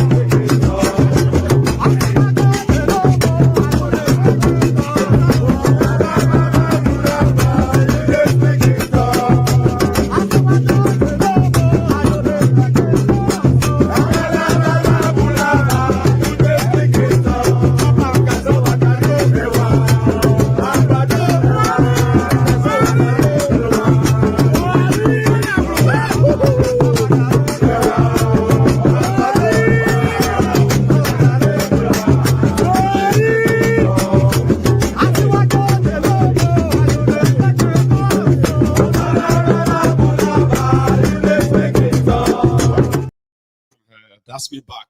And thank you so much for still staying back. I do have a caller on the line, but before I bring on my caller, right? So let me quickly put this forward. So, you know, these days where people work so much that we barely, I'm talking to those of us who really, really work a lot, that we barely have time for family engagements and stuff like that, because we're always there working. And if we have any time for ourselves, it's probably just to rest and then work again. We have people who have to do like 2-3 shifts, 2-3 jobs, just to pay bills and even get by. And these days, right, it always seems like it's never going to be enough. I have my own fair share as well. But there is an opportunity here that you can possibly tap into. Yeah, it is going to cost you money to be part of this. But the good thing is that, maybe not so good, but the good thing is that if you register and then subscribe to this, and you feel like, no, I don't think this is for me. I don't think I can do this. Then you can always have your money back. So if you do have $149 to try to want to learn something new, a business opportunity where you would have a chance of not only just owning your own business in this regard, is digital, so to say, you would have an opportunity of, reaching out to a far number of your supposed there would be customers, so to say. So you have a chance of reaching out to them, and you can have more time for yourself. You can be your own boss. That's the primary thing. And like I said, this is not an MMM of, bring money and come and make. No, you would have to invest your time, your money. And at the end of it all, right, it is more rewarding than possibly what some of us are doing now.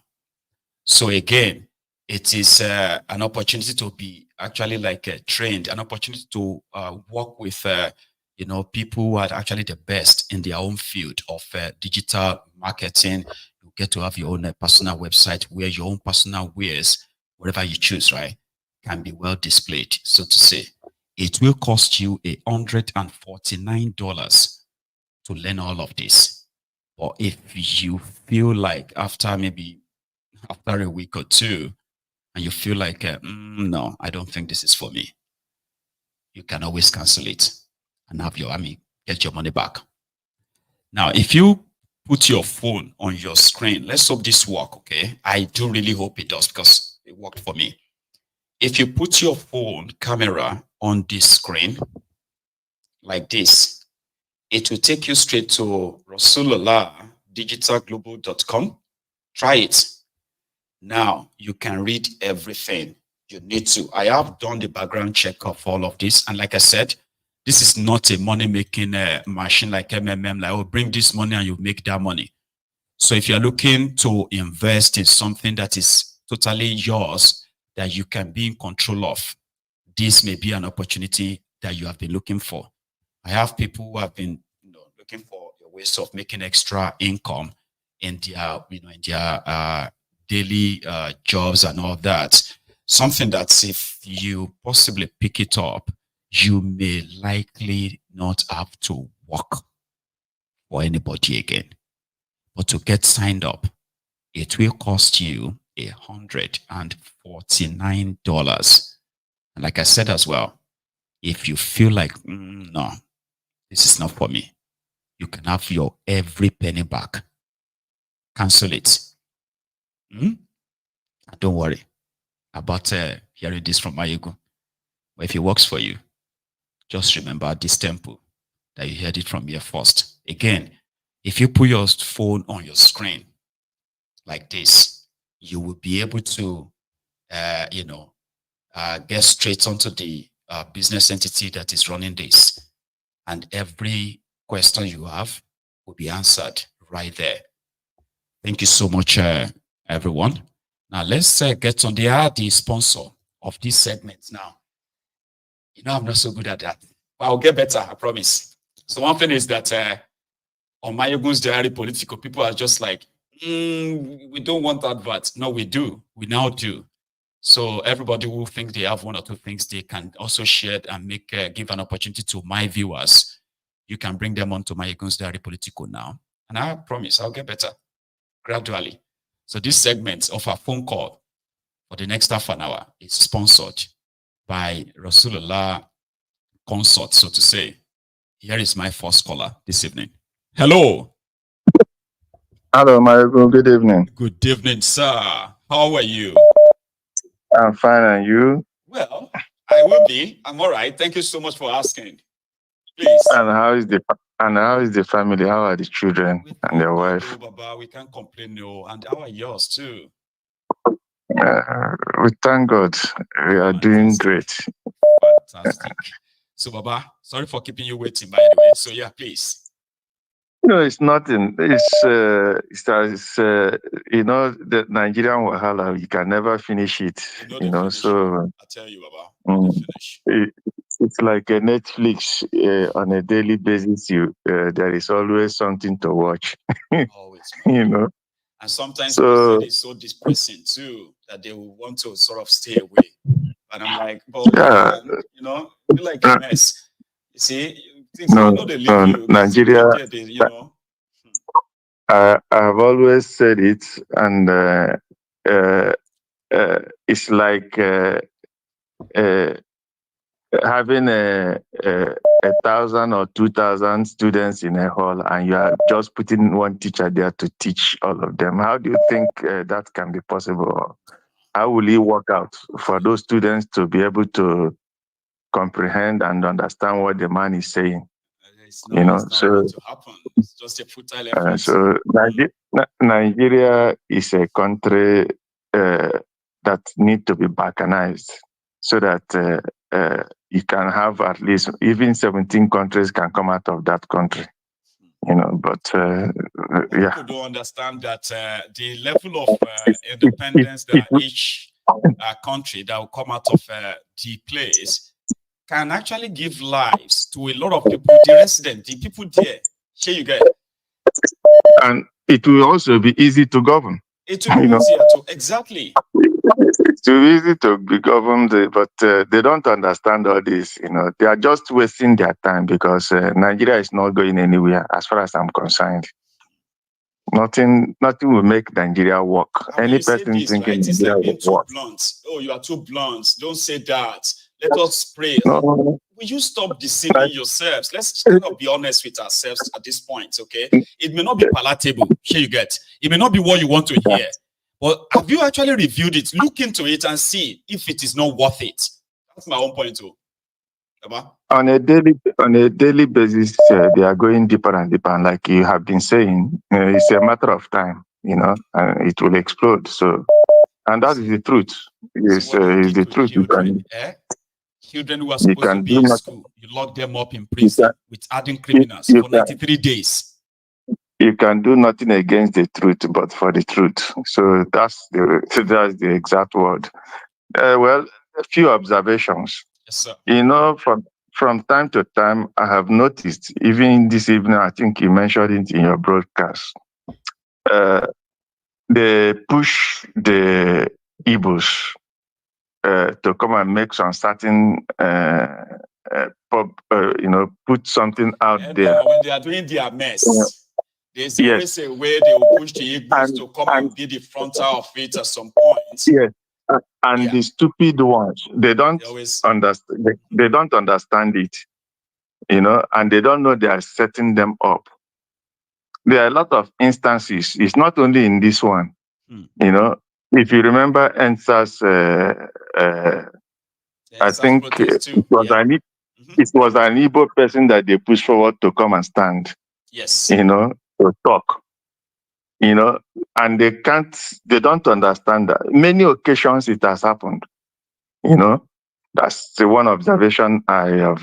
I observed it and noticed it. You know, and so that means I'm not alone then, because I've had that many times. They always have that space for the whether an Igbo judge or or Igbo police officer, Yes. or Igbo DSS officer, or anything like that, or even Igbo politician, to come and help them do some human job when they are doing all their nonsense. In the military, it happens a lot. You know, they just push one Igbo man to come and make the broadcast for them and all those kind of stuff.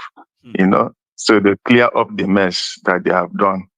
Now, the second thing I have observed is that the Nigerian Senate or the House of Rep, they are not, they are quick to pass bills so quickly, but they are not thinking, okay, why not we do a bill that no politician after serving 8 years should continue to serve, even 4 years. They are not quick to do that. Say, for instance, you can't, after being a governor, you run for the office of a Senate or a House of Rep. You understand? And you should make it mandatory for every politician.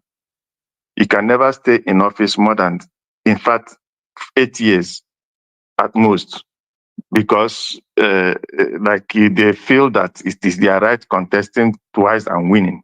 When even they are not doing good, they are not doing a good job. Just like what happened. They won't set themselves up. It's like somebody asking Tinubu to do electoral reform. You know, so because anything that will make him not be in control of that region, he won't do it. So it's look at all this, like even the lawyers taking up this case for these young chaps that protested, assuming their children are among those people. That lawyer coming to talk that rubbish, will he be saying what he's saying? Of course not. Because they don't have any of their children among those arrested and charged for treason. I can't just imagine that. You know, so it's a pity. It's a pity that those things are happening. But we are watching. Nigeria being what it is just and the world is watching. They are seeing all this. There's always going to be a need to all some of this at some point. And later they will say it is the people in diaspora that is spoiling Nigeria. But they are the people spoiling the country themselves. It's what is happening. The outside world is watching. The global world is watching.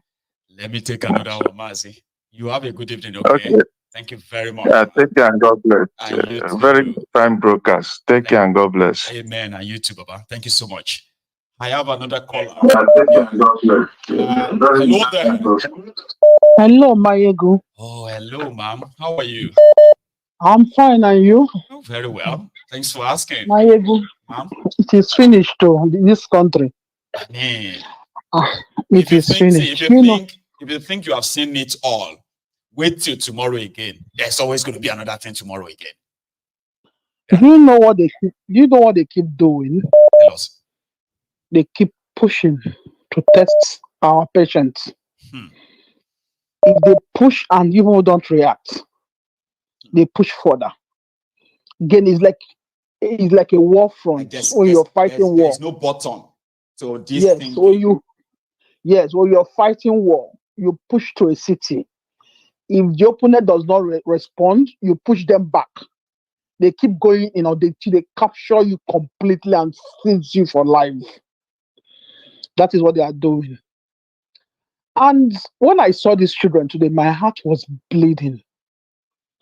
I had to cry. I cried. And while I cried, I was asking myself questions. But you said something this afternoon, immediately. You said you are expecting that by tomorrow they will ask them to be released. With that clause, I gave another thinking. I like, just like I told you, I like pondering on things a lot. I gave another aspect of it. Could it be that they are manipulating us? Could it be that these children were not really there? Could it be that they arrested that very dark man to come and have an experience that he saw children there? Because with this government, the more you look, the less you see. But in this case, right, they were actually there. If you remember our broadcast in September, right? Okay. When I brought, I'm just going to remind you in case, you know, there's so much anyway to take in, right? So there was a time in September that these children were in, what do you call it, in the police cell. Like they are all clumped together like that, right? Okay. And what do you call it? They were reported as the arrested and bad governance children and all that. Yeah, they've been there. They have actually been. This is this month. This is heartbroken. This is breaking my heart. It is sad. It is very sad. And do you know one thing I want to tell you? Yes, ma'am. Nobody will tell me anything. Remi Tinubu cannot keep quiet. She's the one ruling this country. Because what I think nobody will tell me anything. What I think they are doing is a psychological war. Do you get that? They are doing psychological war. If you can do this to children, who are you that we can't do with you? They are manipulating our minds. They're messing up with our heads. You get? Like, if we can deal with children, lock them up this way, and nothing happened, who are you? We will lock you up forever. They can't tell me they don't know anything about it. That is mental. Me watching it is it's a mind game. It's traumatizing. Now I want to come and in the another something I want to talk about. Perspective. Go on, ma'am. Another thing I want to talk about today is it's time to like pay these judges a visit. If it's placards, go and carry it in the front of their houses because they are so comfortable. Nobody's remembering them. Nobody is even. They are just letting Tinubu tipping. At times, if you want to talk to people, you don't talk to the person that you talk to the people that they are sending to do the errand. Every time you will carry placard and go to NAS office. What happened and going to their house? Or Ghana, you are the one doing this judgment, dealing with us. You remember when the obedient were shouting, all eyes on the judiciary, all eyes on the judiciary. Yes. But people said, oh, they were intimidating the judges. They were intimidating. But it actually makes sense. It makes sense now. They are the bedrock of all this madness. They have been legitimating this madness. Yeah. Because they say they work, they will not carry placard and follow them, sing song of shame upon their heads, and they will know that we know what they are doing. Name and shame them. You understand my point? You remember when oh God, they're so relaxed because nobody's remembering that part. Because everybody believes that once the judges rules, you either just that's the one that holds the ultimate power. Yeah. That's the one. Yes. That's now aside from that one. I want to talk to my Igbo brothers. You people think this government is a joke? It is time to go finally. I want to give you something. You see the Igbo in Lagos. I want to give a short story. Originated from Ajoromi Ifolodu. Did you see the renaming there that happened there? That's also part of the ongoing warfare. I'm coming. That was where I was born. Right. I'm coming. These targets, I saw a name. You know, the first I called you this thing, I told you my father was a politician. You did. I told you he was the only Igbo man in Western House of Assembly as of 1963. Wow. He was the first councillor at Jeremy Felodu. And the first Igbo chairman at Jeremy Felodu. Ojo. Now, you hear the name Ebubedike. Yes. Now, if they can go as far as going to Jeremy, it is done for the Igbos. Because that is anybody that is still hoping in one Nigeria, it is finished. During the war, we lost all we have. Because if I was never proud of my father on the aspect of what happened in the Western House of Assembly. But today, I can say I'm proud of him today. Because he was the first House of Congress, the first House of Parliament member. Yeah, member of the Parliament. That broke the officers' mess. The first fight they ever had in Parliament was my father that broke that mess. And I have always been ashamed of speaking about it. But what was his reason? Because they marginalized the Igbos. There was a great marginalization on the Igbo. He has been a very big voice on the Igbos, and he originated from that Ajoromi Ifeoludu. So, which means there is still a personal vendetta on that Ajoromi Ifeoludu, because that is where the Igbos have numerous streets. Anybody that is a billionaire today, if you watch all of their roots, they are all en route to Ajoromi, which is Ajegule that you know about. So most of their roots started from there. Wow. The people that came early 40s, early 50s, their roots came from that. Every other place is bush. Many places that you are seeing today, they are all bush and water and swamp. Now, swamp. You understand me? Sites, So Ajoromi, nobody wanted those places 60, 70 years ago. You get me? So if they can go as far as this, there's something bigger coming. My dear, know that they will still be collecting their houses one by one. So, in Igbo language, they said, if you those that have ears, let them hear. You are doing investment. No, and Nigeria has not been matured. They are not matured enough to handle the country being in unity. They will collect everything. My heart, when I heard this, my father fought. My father walked. And the only thing that his name is attached, they are removing it.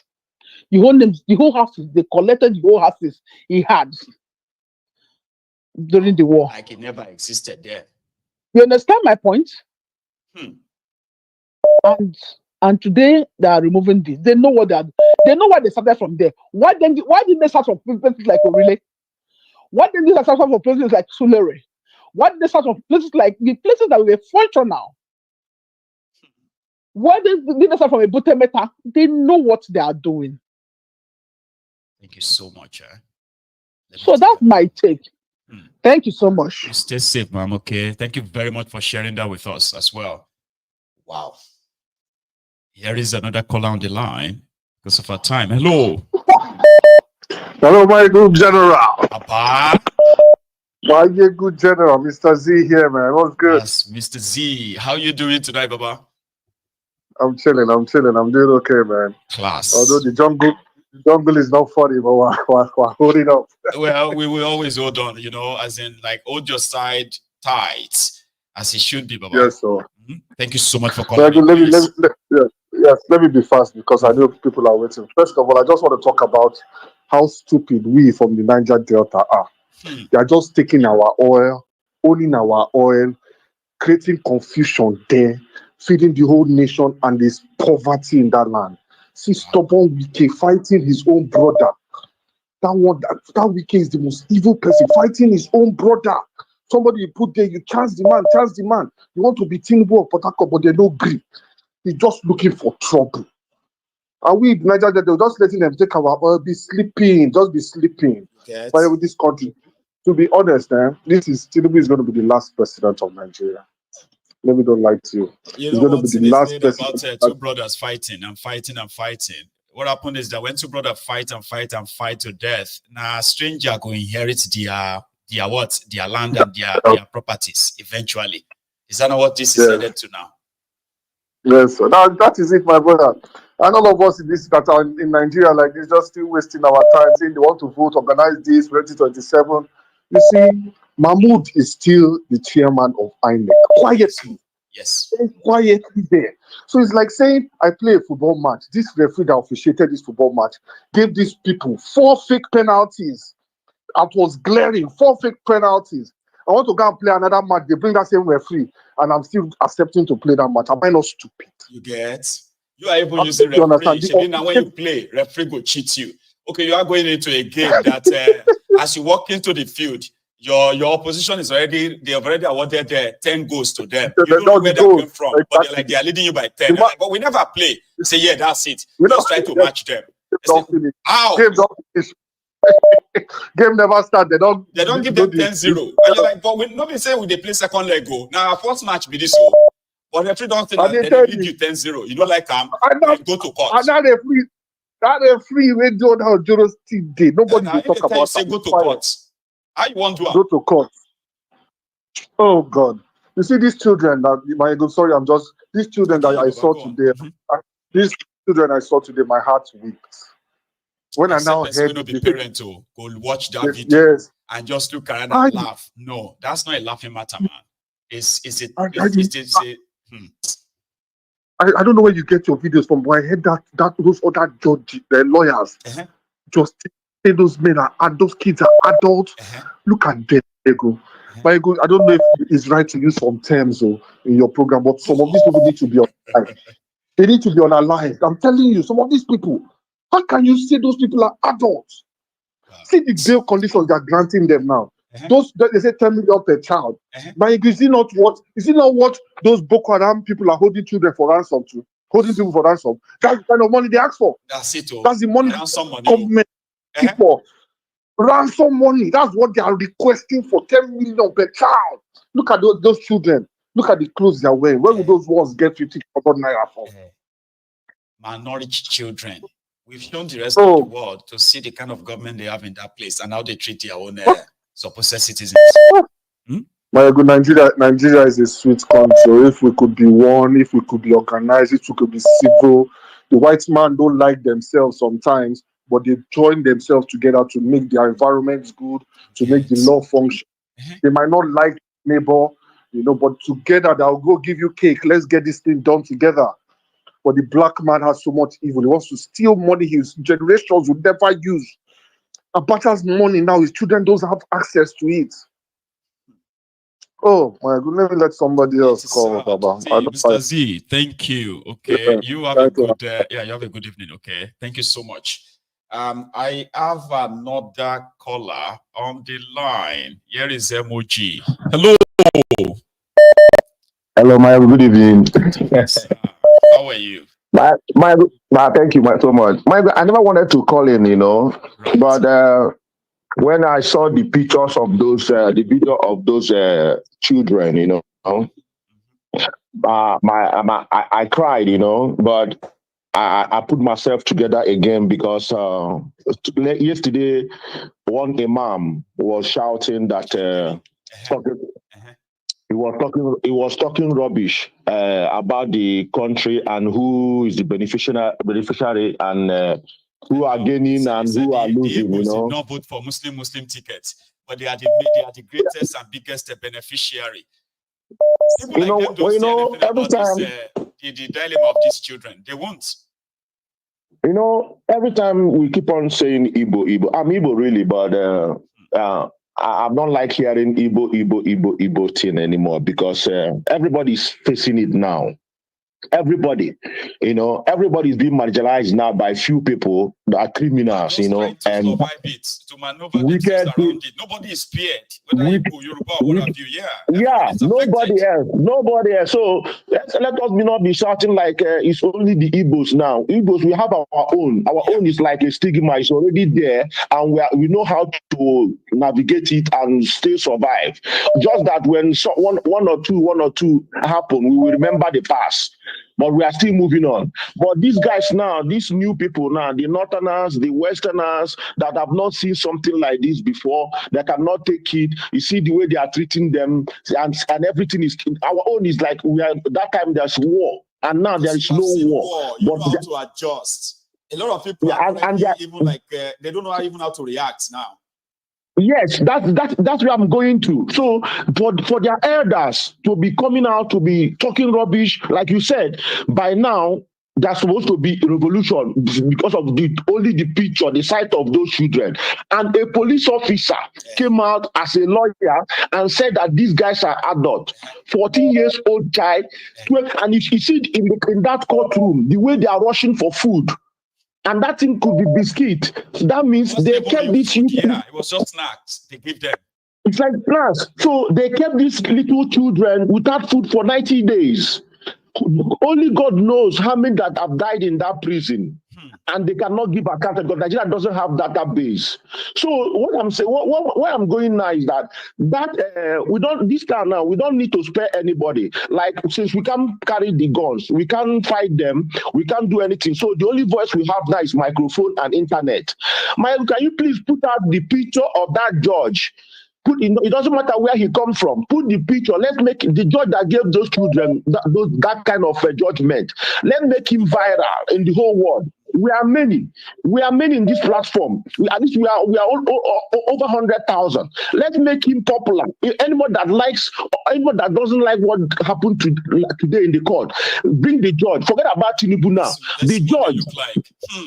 Yes, let's make him viral so he cannot come to UK again. He cannot go to America again because let's make him viral. Well, let us put a lot of guys. I'm not in the position of like I'm not with the people that always say international community come and look. International community come and look. International community they like how we are. They want us to be like this. So it's their own game because they are protecting the interests of their people. So it's left for us to protect the interests of our people. Or if these people are not good for us, let's deal away with them. But my criminal is better. Another person criminal is better for him. Another person criminal is better for him. That's why I always suggest war or tsunami. But this man, this judge, put his picture. Let's make him viral. Let him go viral the whole world on internet. Internet never forget. He cannot delete it because he's not the one that put it there. No. Let's make him viral because this judgment is wickedness and heartless. Thank you, Mayegu. God bless you, MOG. Thank you so much, okay? You have a good one yourself. So I have another caller on the line, but I just want to quickly remind us, right, that one of the ingredients of supporting this platform is to make sure that if you have seen it, you have to share it, okay? There are so many that need to still see what we do here and what we discuss here every evening, right? So like the broadcast, share it to invite your friends and not so friendly friends as well, okay? And also to remind you that if you are looking to try something legit, I'm talking about make yourself an extra income, invest your money where you can be in control of your own finances, you should give a shot at this, Rasulullah digital consult, okay? If you want to learn more about this, right, put your phone on the screen, scan this barcode, okay? Scan it. You don't even have to like do anything right away, okay? Just scan it and go on and ask every question you might want to ask. Now, to sign up, it will cost you, not right, like not once you scan it, doesn't mean that you have to be charged $149, okay? But you need that to learn more about what the business is all about.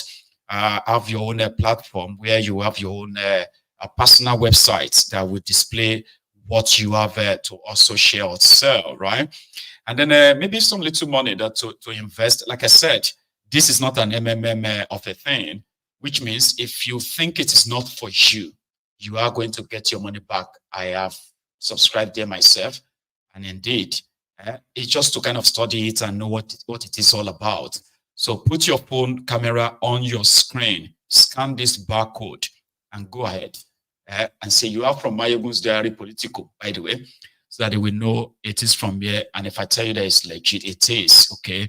So if it is, what do you call it? If it is for you, you are probably going to thank me later for that. So again, like the broadcast, share it, okay? Here is Adiola on the line. Hello. Baba Kaleo. How you doing, man? Good evening, sir. Baba, see, I don't even know how I'm even feeling. It's, I think this is a new level. This is a new level, I mean, new low. This is a new low, new record. This is unbelievably stupid. There isn't any word we can use to capture the current events that is going on in Nigeria or in that contraption. Honestly, I think if you refer to 14-year-old boys as married and having children, it is ridiculous. It is all it's just ridiculous. Soul, man. See, Baba, that judge, I think it's just my own opinion anyway. is become, I think is just being performative. What do I mean by that is dancing and twerking for Tinubu. If you see what I mean, he's actually dancing and twerking for his master, for his paymaster. So he has to appear to have a very heavy hand to deal with anyone that wants to Somebody who is trumpet. acting a script, yeah. Yes, he's just being performative. He's performing his role. There's something that people are saying that as a judge, you are not supposed to be like that. You are not. No, Baba, that's his paycheck now. Chairman, that's his paycheck. You see, that guy is not joking with his paycheck. He has, this is his time to prove his allegiance to this stupid administration, to this senseless administration. This is his time to shine, to say, Baba Tinubu, I'm on your side. No matter who they are, young, infants, we would jail anybody, we'll give them a tough time. Wow. And for me, I think there is a bigger picture whereby those boys and their parents, I think I might be wrong, but I'm looking at a different perspective. This particular country is also lying in wait for their parents. So it's not just the kids. So if they have the chance to collect both the whole family, they will collect all of them. So this case is a wide net. They will collect the children, collect the grandfather. Even if they, to show you how low they are, they will collect their great grandfather's grave and collect everybody and arrest everybody, just to perform for this evil pharaoh. Tinubu is emblematic of a current day pharaoh. He has all the markings, he has everything of a pharaoh. No matter what anyone tells me, I preached this message like 4 years ago that if you ever allow Tinubu, he will be a modern day pharaoh, an evil pharaoh, and everything that will come out of his administration will be evil.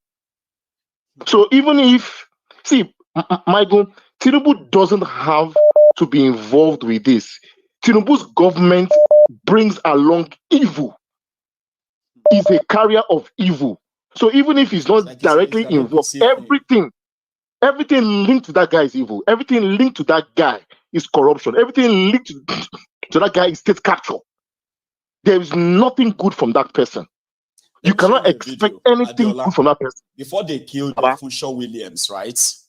I was watching the video and I was like, how did he move from this to what he is now? What happened to him that he just aged so fast to this level, right? And he was talking about Funshaw Williams. Funshaw Williams and them, they were all together before. Until Funshaw Williams decided to go to PDP, that he wants to be governor. And then they killed him, right? Watch this video, Adiola. Let's watch it together. Yes, sir. To the PDP talkatives.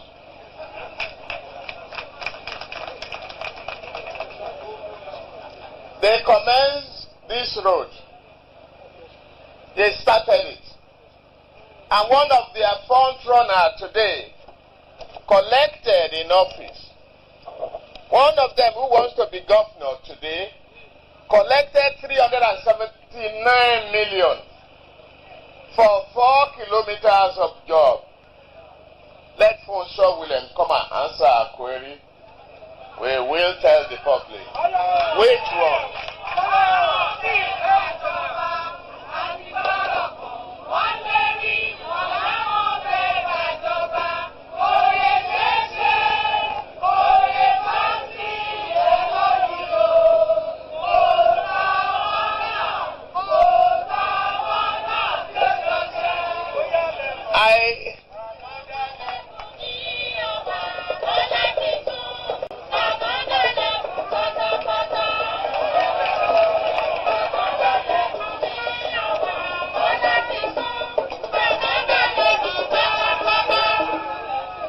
I could listen to their chairman making rubbish or substantiated statements in the paper.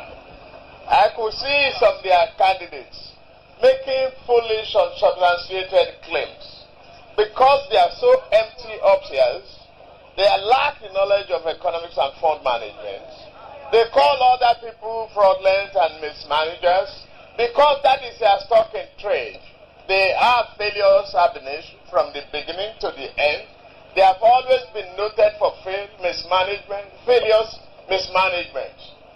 As their candidates, their front runner, where is our 76 million? And how do you spend 376 million for 4 kilometers, Mr. Promotional Williams?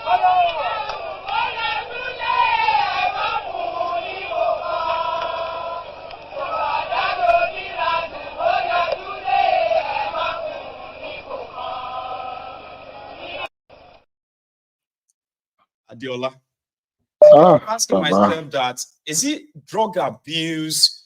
What kind of agent him so much? Because if you know all these guys, quick one before you continue, Thiefnubu Yes, sir. and Funshaw Williams, they were in the same, they were in the same political group before that one decided to go and say he wants to be governor. Okay. Similarly, what's that guy's name? The one that wanted to be governor in Lagos State as well, like Jimmy Agbaje. He was a pharmacist. There was also a contractor for Thiefnubu. Obani Koro was also with Thiefnubu. The majority of them that left him to go and be in the opposition later, they were all together. Then when I was watching that video, I was like, how did he age so much in 20 years? I don't know. Anyway, you say yours. Go on, Adiola. So, because you are talking about Pharaoh, and people believe that if you have people who are so wicked, indeed, right, there's always something to give. It's either they will lose what should be their health and all that, so somehow for their evilness, but they will still live long. Or I don't know. Like, I was looking at that, I was like, how did he age so fast? So when you age, that he's got dementia, he's got so kind of like all this sick look now. In 20 years. Regarding Tinubu's, accelerated, age decline or whatever, if it was accelerated or not. There were a lot of rumors that he used to use hard drugs, he used to use, Indian hemp. There was, Igbo, there was a lot of allegations. So to be honest with you, there is some form of truth in that because they used to call him Ojuyobo that time. That was his nickname back in those days. Ojuyobo. So there was a lot of things that were going down. So see, Baba, man, I don't even know what to say anymore. It's as if there's always a new low. There's always a new low. For 93 days, I couldn't put my head around it. Baba is a pharaoh. Is a pharaoh.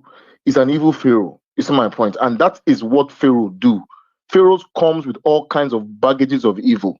So even if they are not acutely aware of what's going on, their evil, precedes them.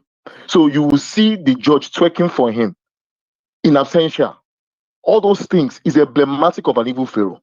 See, Michael, there is no other way for this system to finally crumble. I'll probably speak briefly to the guy that previously called, from the South, and I have some form of sympathy for that because I served in that particular South in Bielsa.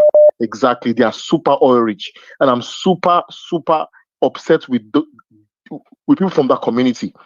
They should be the ones saying no more because Nigeria is just running on their wealth. I served there for 1 full year, Baba, and at some point, as a copper in his young 20s, I broke down and I cried because I stumbled into a slum, and I could not reconcile the poverty on the ground and unimaginable oil wealth underneath. That particular slum was next door neighbor to Alamesia's house. Alamesia broke his wall 7 times. He broke his wall 7 times. Change of design, Baba. All the fittings in his house allegedly was over 300 million back in those days. Right? Where I served, if you drill not too far, you will hit oil, Kayama. Exactly, Kayama. You could not bath or drink that water there because you're super oil blessed. If you pump their water from their borehole and leave it there for the next 5 minutes, you come back, that place, that particular bucket of water, on top is oil. If you pour the oil inside in their water, it hangs. It does not melt. Excuse me. Sorry, man. So it's upsetting. It's really upsetting, Michael. It's really upsetting that people like that are so blessed would have people like that warlord talking from both sides of his mouth. What's his name again? Asari. That Asari Dokudom, misleading his people every now and then, twerking for the person, taking suboptimal choices, ruining people's lives. Baba, good night, man. I'm super upset tonight. Baba, good night. You have a good one yourself, Adiola. Here is another caller. If this is hold up. Hello there. Can you hear me? Hello. Okay. I thought you are connected, but maybe not. Let's take another one. Tony, Mr. Tone, how are you doing, Baba? Yeah, good evening, Michael. Good evening, sir. Can you hear me? Okay. Can you hear me? Yes, I can. Can you? Yeah, hi. Yeah, I can hear you now. Right. Okay. Yeah. I just wanted to put one or two. Well, somebody that suggested that the picture of the judge should be published and should go viral. It's correct to some extent, but it's just like scratching the surface, to be quite honest, because the judge is just merely taking instruction from his paymasters. We all know it's not hidden knowledge that the judiciary has been captured. What we need to do right now, I'm talking to myself as well as I'm speaking to you. How many of us are in the UK that are Nigerians that are against Tinubu? At least if we do a head count, we should have about 100,000 people. How about on a Friday afternoon or a Thursday afternoon, we all take time out and all that. Picket the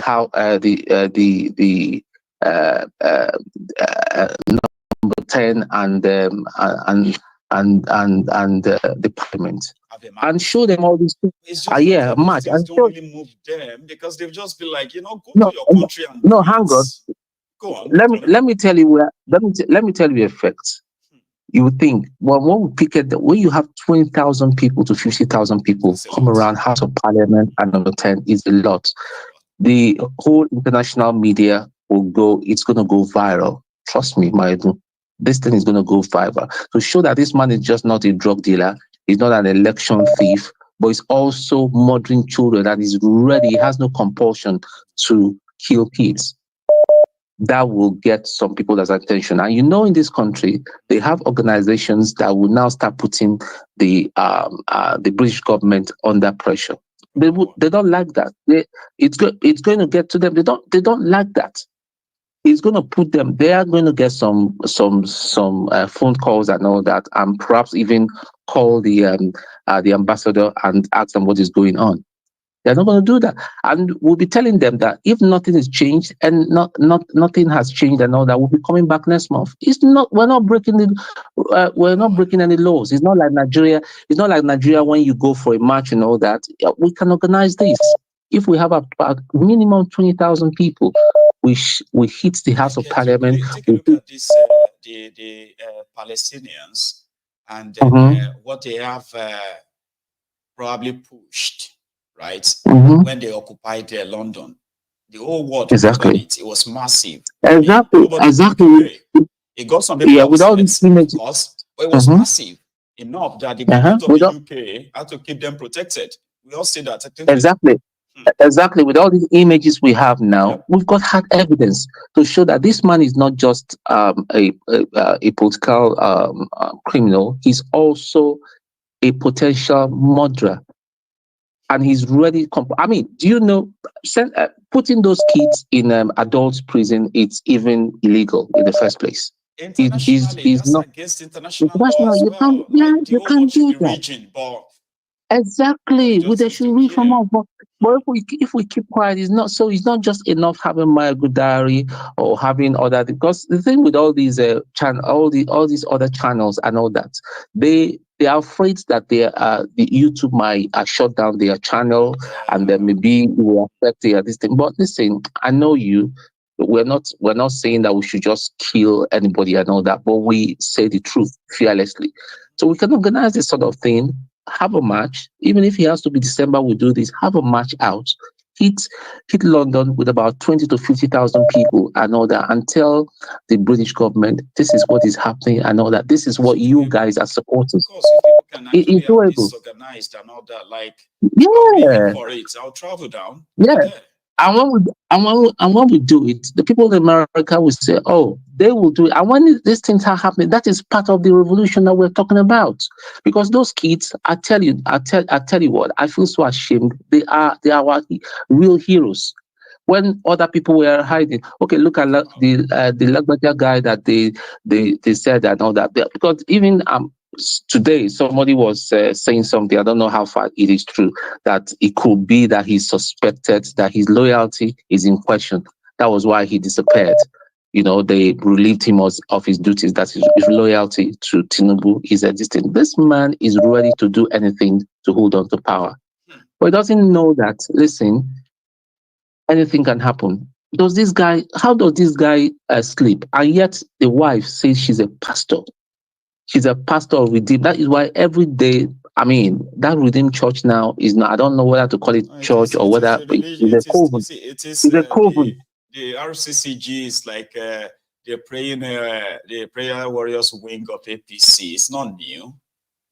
Yeah, it's just like a coven, So the thing is, we've got to we can do this. We don't have the guns, we don't have these, we don't have the machine guns, we don't have but we that is here, at least we've got freedom of speech. We can organize something, and that's something I want you to think about. See, what you are saying here right now, just give me an idea where a name can be actually forged or formed, right? Where people can sign up to be part of it. And, some people we can say, start with Twitter. Okay, we are this so and so. And, every time this guy comes around, even if Tinubu comes to London, we can occupy everywhere, thousands of people, and chase him away. Hashtag. We start with hashtag and all that. And by the time it hits, it will go viral. It will hit Paris. They love Nigerians everywhere. They're Nigerians in Paris. Yeah, there are Nigerians in Paris, there are Nigerians in America, a whole lot that are not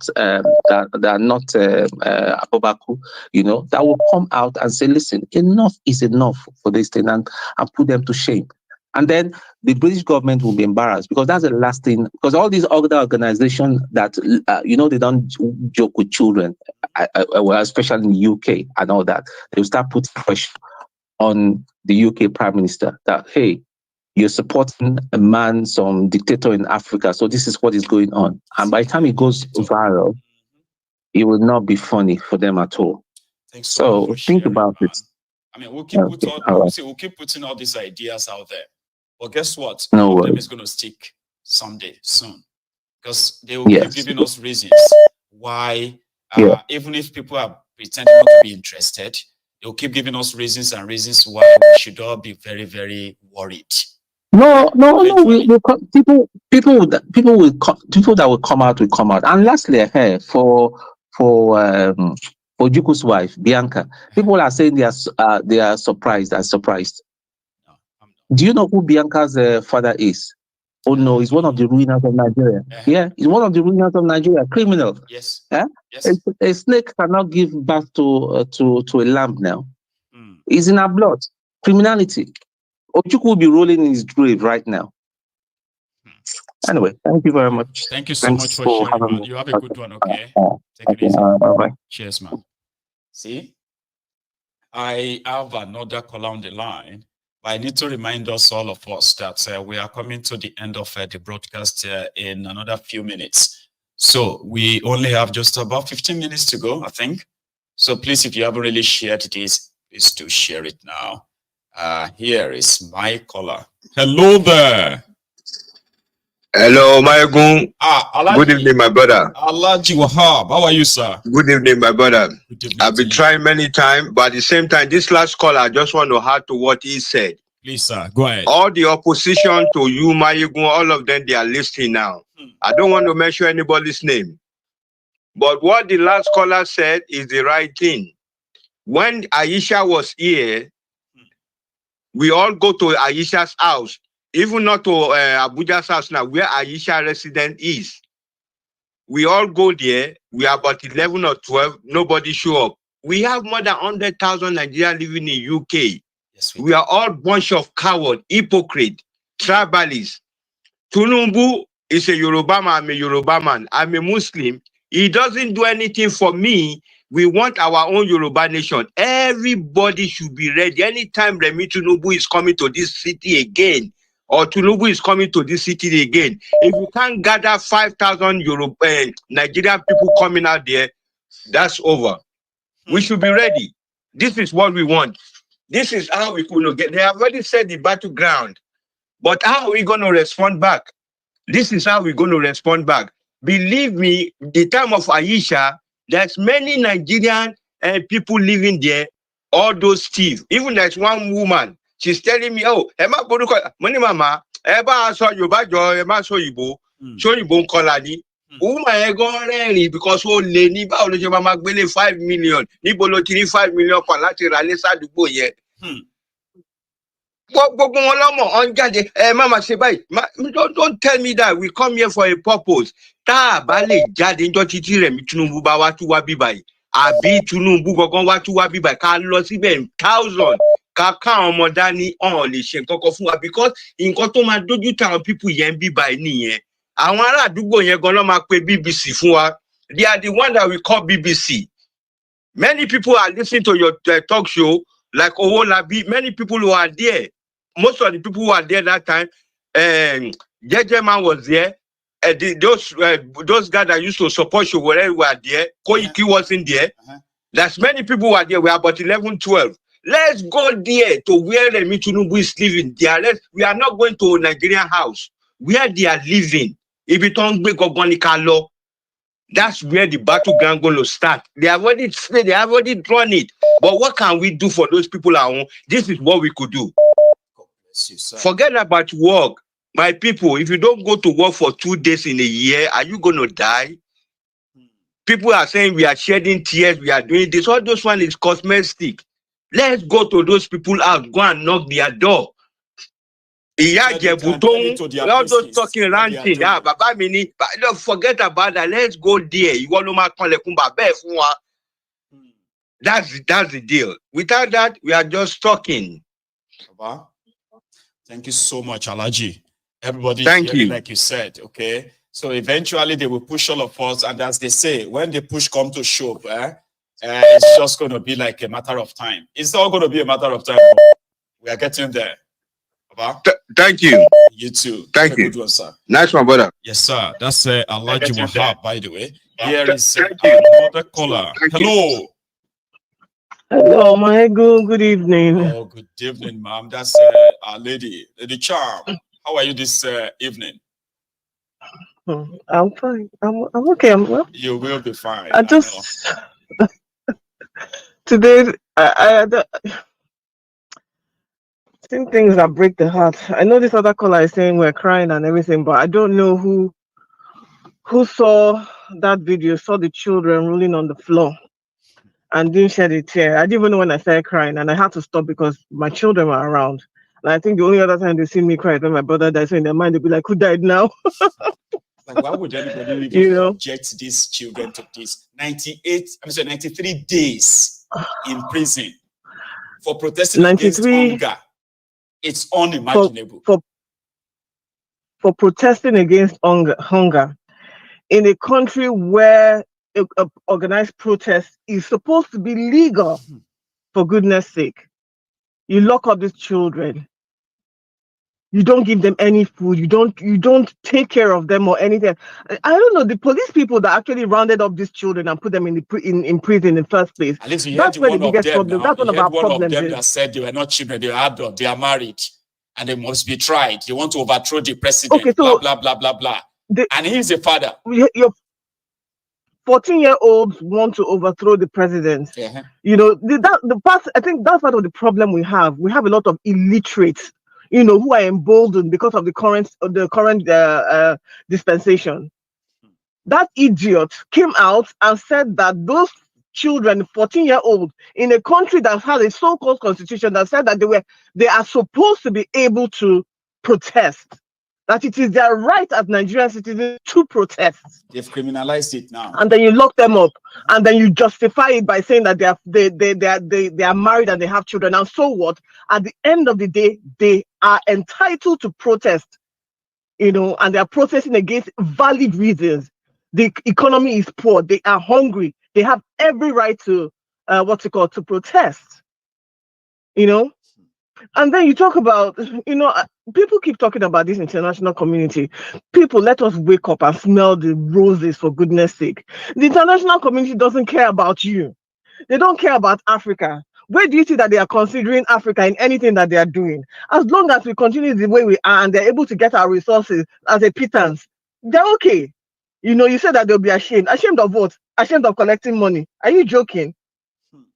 Ashamed of stealing your resources while we squabble against against one another? There's no shame there. There's no shame at all. This international community that we want to get their attention, who told you that they don't know what is happening in this country? Who told you that they're ignorant of the fact that we have a criminal as the head of state, or we have a bunch of criminals as the head of state? As a matter of fact, they like the situation that we're in, because once again it allows them to do whatever they want to do. This whole, you know, let us get their attention, and then you talk about, you know, the Palestinians marching and things like that. People, wake up. If the Palestinians are marching and they are getting what they call it, any kind of airtime, it's because the West want them to get that airtime. It's because the powers of that be want them to get that airtime. You're forgetting that the US, this is an election year for the United States. Anything that will drive this discussion against Palestinians and the Israelis and drive that election is what they're going to do. And for us here in Africa, they do not care about us. We don't move the needle in any way, shape, or form. Until we take back our country, And I thought, you know, yes, it's fine. Then we'll organize ourselves and go to the UK. Who told you that the UK don't know what is happening here? Who told you that they are ignorant of the fact that we have a criminal in this government? They're happy to do business with them because, again, it pays them at the end of the day. We just need to really settle down and understand exactly how the world economy works and know that there's nothing. Africa is not in the room where it happens. Africa is not in a place where they're trying to make rules and tell you, okay, we want to hear your input or we care about your point of view. No, they don't.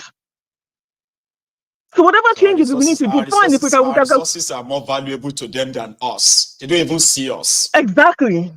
And our resources are more valuable to us, and as long as we continue, you know, to do this thing that we're doing, right? They're very happy. You know, they're very, very happy. They'll work with anyone. That's one thing you need to understand. They'll work with anyone. If the arms dealers will work with your what they call it, people like Asari and Co. to give them arms to kill you. Okay?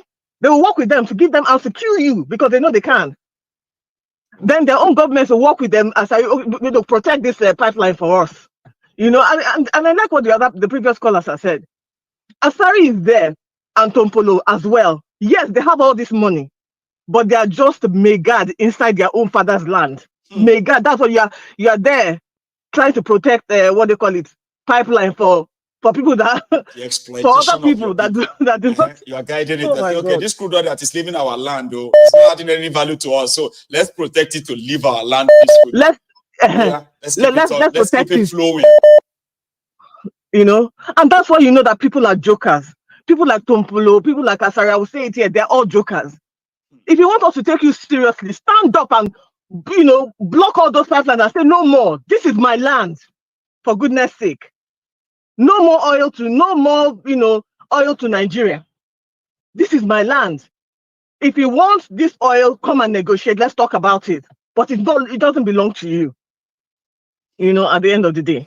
Sure. So there's so many. Let us wake up and smell the coffee. Waiting for these international people, forget it. And the changes that will have to come. If we're not yet gingered, people that saw this thing in Nigeria, people are still folding your arms. I don't know what else you want them to do to you. Because if they can do it to those children and feel no remorse and feel justified to tell you that, oh, they're 14-year-olds and they're married and they have children, don't worry. It will reach all of us. It will soon reach all of us. Exactly. And you know, they said, you know, we are separated from each other by 6 degrees. So with that thing, you feel that, okay, they've done to that person is not close to you. Don't worry. It will still reach you somehow. It will still reach you. And that's what Tinubu is doing. Right. My God, I told you, I don't know how to do what you are doing because I know that I'll be dying every single time I do it.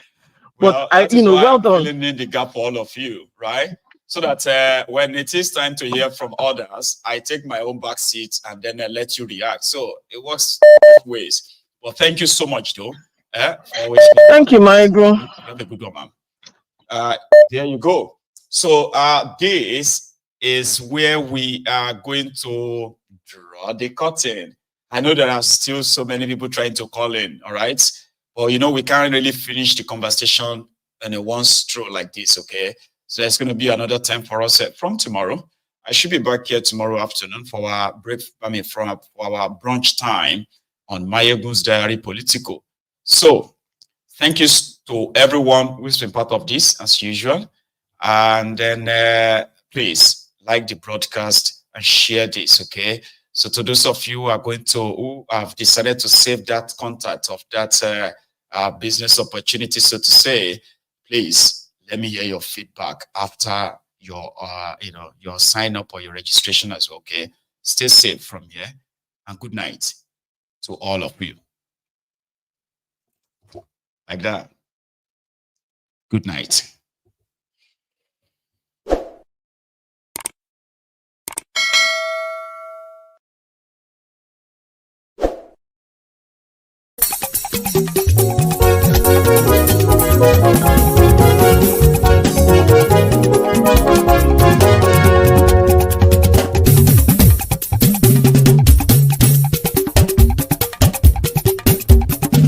Mayegun làwa mọ̀ làmọ̀ tó dòdòdò. Mayegun Diary Nayibi #1. Mayegun làwa mọ̀ làmọ̀ tó dòdòdò. Mayegun Diary Nayibi #1. Mayegun ti dé o ọ̀rẹ́ ara yìí. Mayegun Diary Nayibi #1. Lórí Facebook lórí YouTube. Mayegun Diary Nayibi #1. Gbogbo bó ṣe ń lọ ni Mayegun já wa sí. Mayegun Diary Nayibi #1. Àṣírí ọ̀jẹ̀lú kì í bò níbẹ̀ o.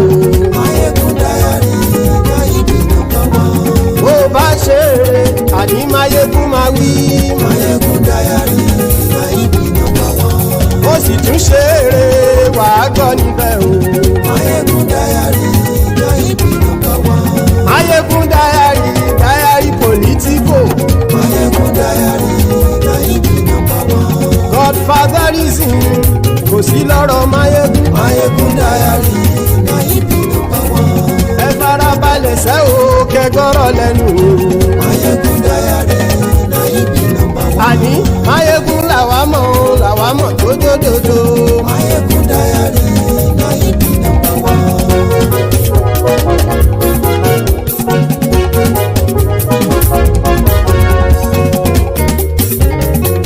Àní ẹ̀sùn rákì. Mayegun ti dé. Mayegun ti dé. Ọ̀jẹ̀lú ẹ̀sùn rákì. Mayegun ti dé. Àní ẹ̀sùn rákì. Mayegun ti dé. Lórí Facebook. Mayegun ti dé. Àní ẹ̀sùn rákì. Mayegun ti dé. Lórí YouTube. Mayegun ti dé. Àní ẹ̀sùn rákì. Mayegun ti dé. Bọ́ bàbá gbé wúrẹ́. Mayegun máa wí. Àní ẹ̀sùn rákì. Mayegun ti dé. Ijó ìgbádìyẹ. Mayegun máa wí. Àní ẹ̀sùn rákì. Mayegun ti dé. Bí pẹ̀sìdó bá rúfin o. Mayegun máa wí. Àní ẹ̀sùn rákì. Mayegun ti dé. Bí kò gómìnà kówó jẹ. Ayé ìṣúra jù. Ọlọ́pàá tí ń darí bá. Ayé ìṣúra jù. Aṣòfin tí ń rúfin òwò. Ayé ìṣúra jù. Òkúra olóṣèlú. Ayé ìṣúra jù. Ọ̀jẹ̀lú ẹ̀súnra kì. Ayé ẹ̀súnra kì.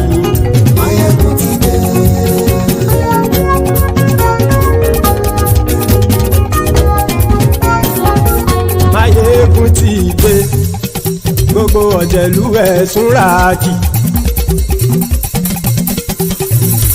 Máyégún ti dé.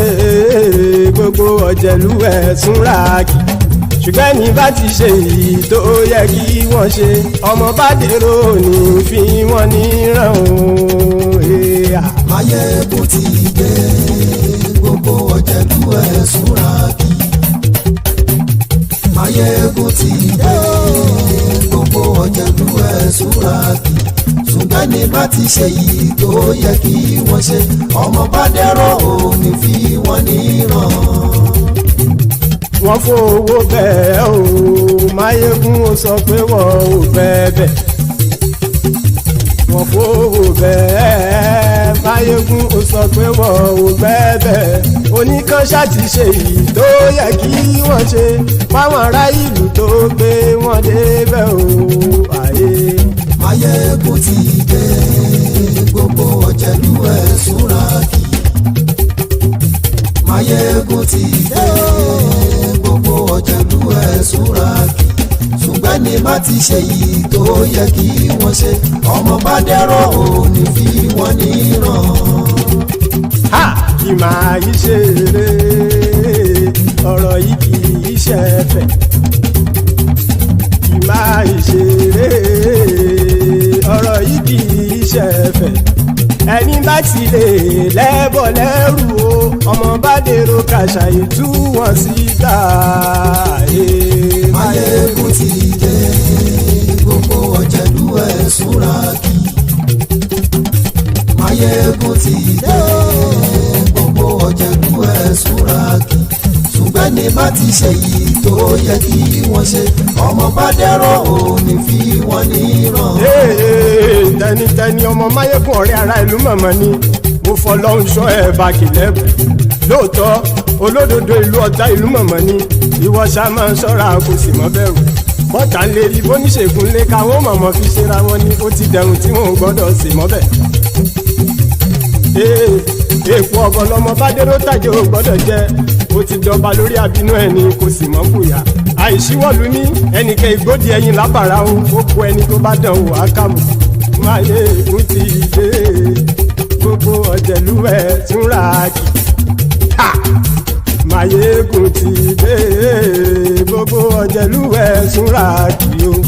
Ẹni bá ti ṣe yìí tó yẹ kí wọ́n ṣe, ọmọ bá dèrò ní fi wọ́n níran o. Máyégún ti dé, gbogbo ọ̀jẹ̀lú ẹ̀súnra kì. Máyégún ti dé, gbogbo ọ̀jẹ̀lú ẹ̀súnra kì. Ṣùgbọ́n ní bá ti ṣe yìí tó yẹ kí wọ́n ṣe, ọmọ bá dẹ́rọ̀ ò ní fi wọ́n níran.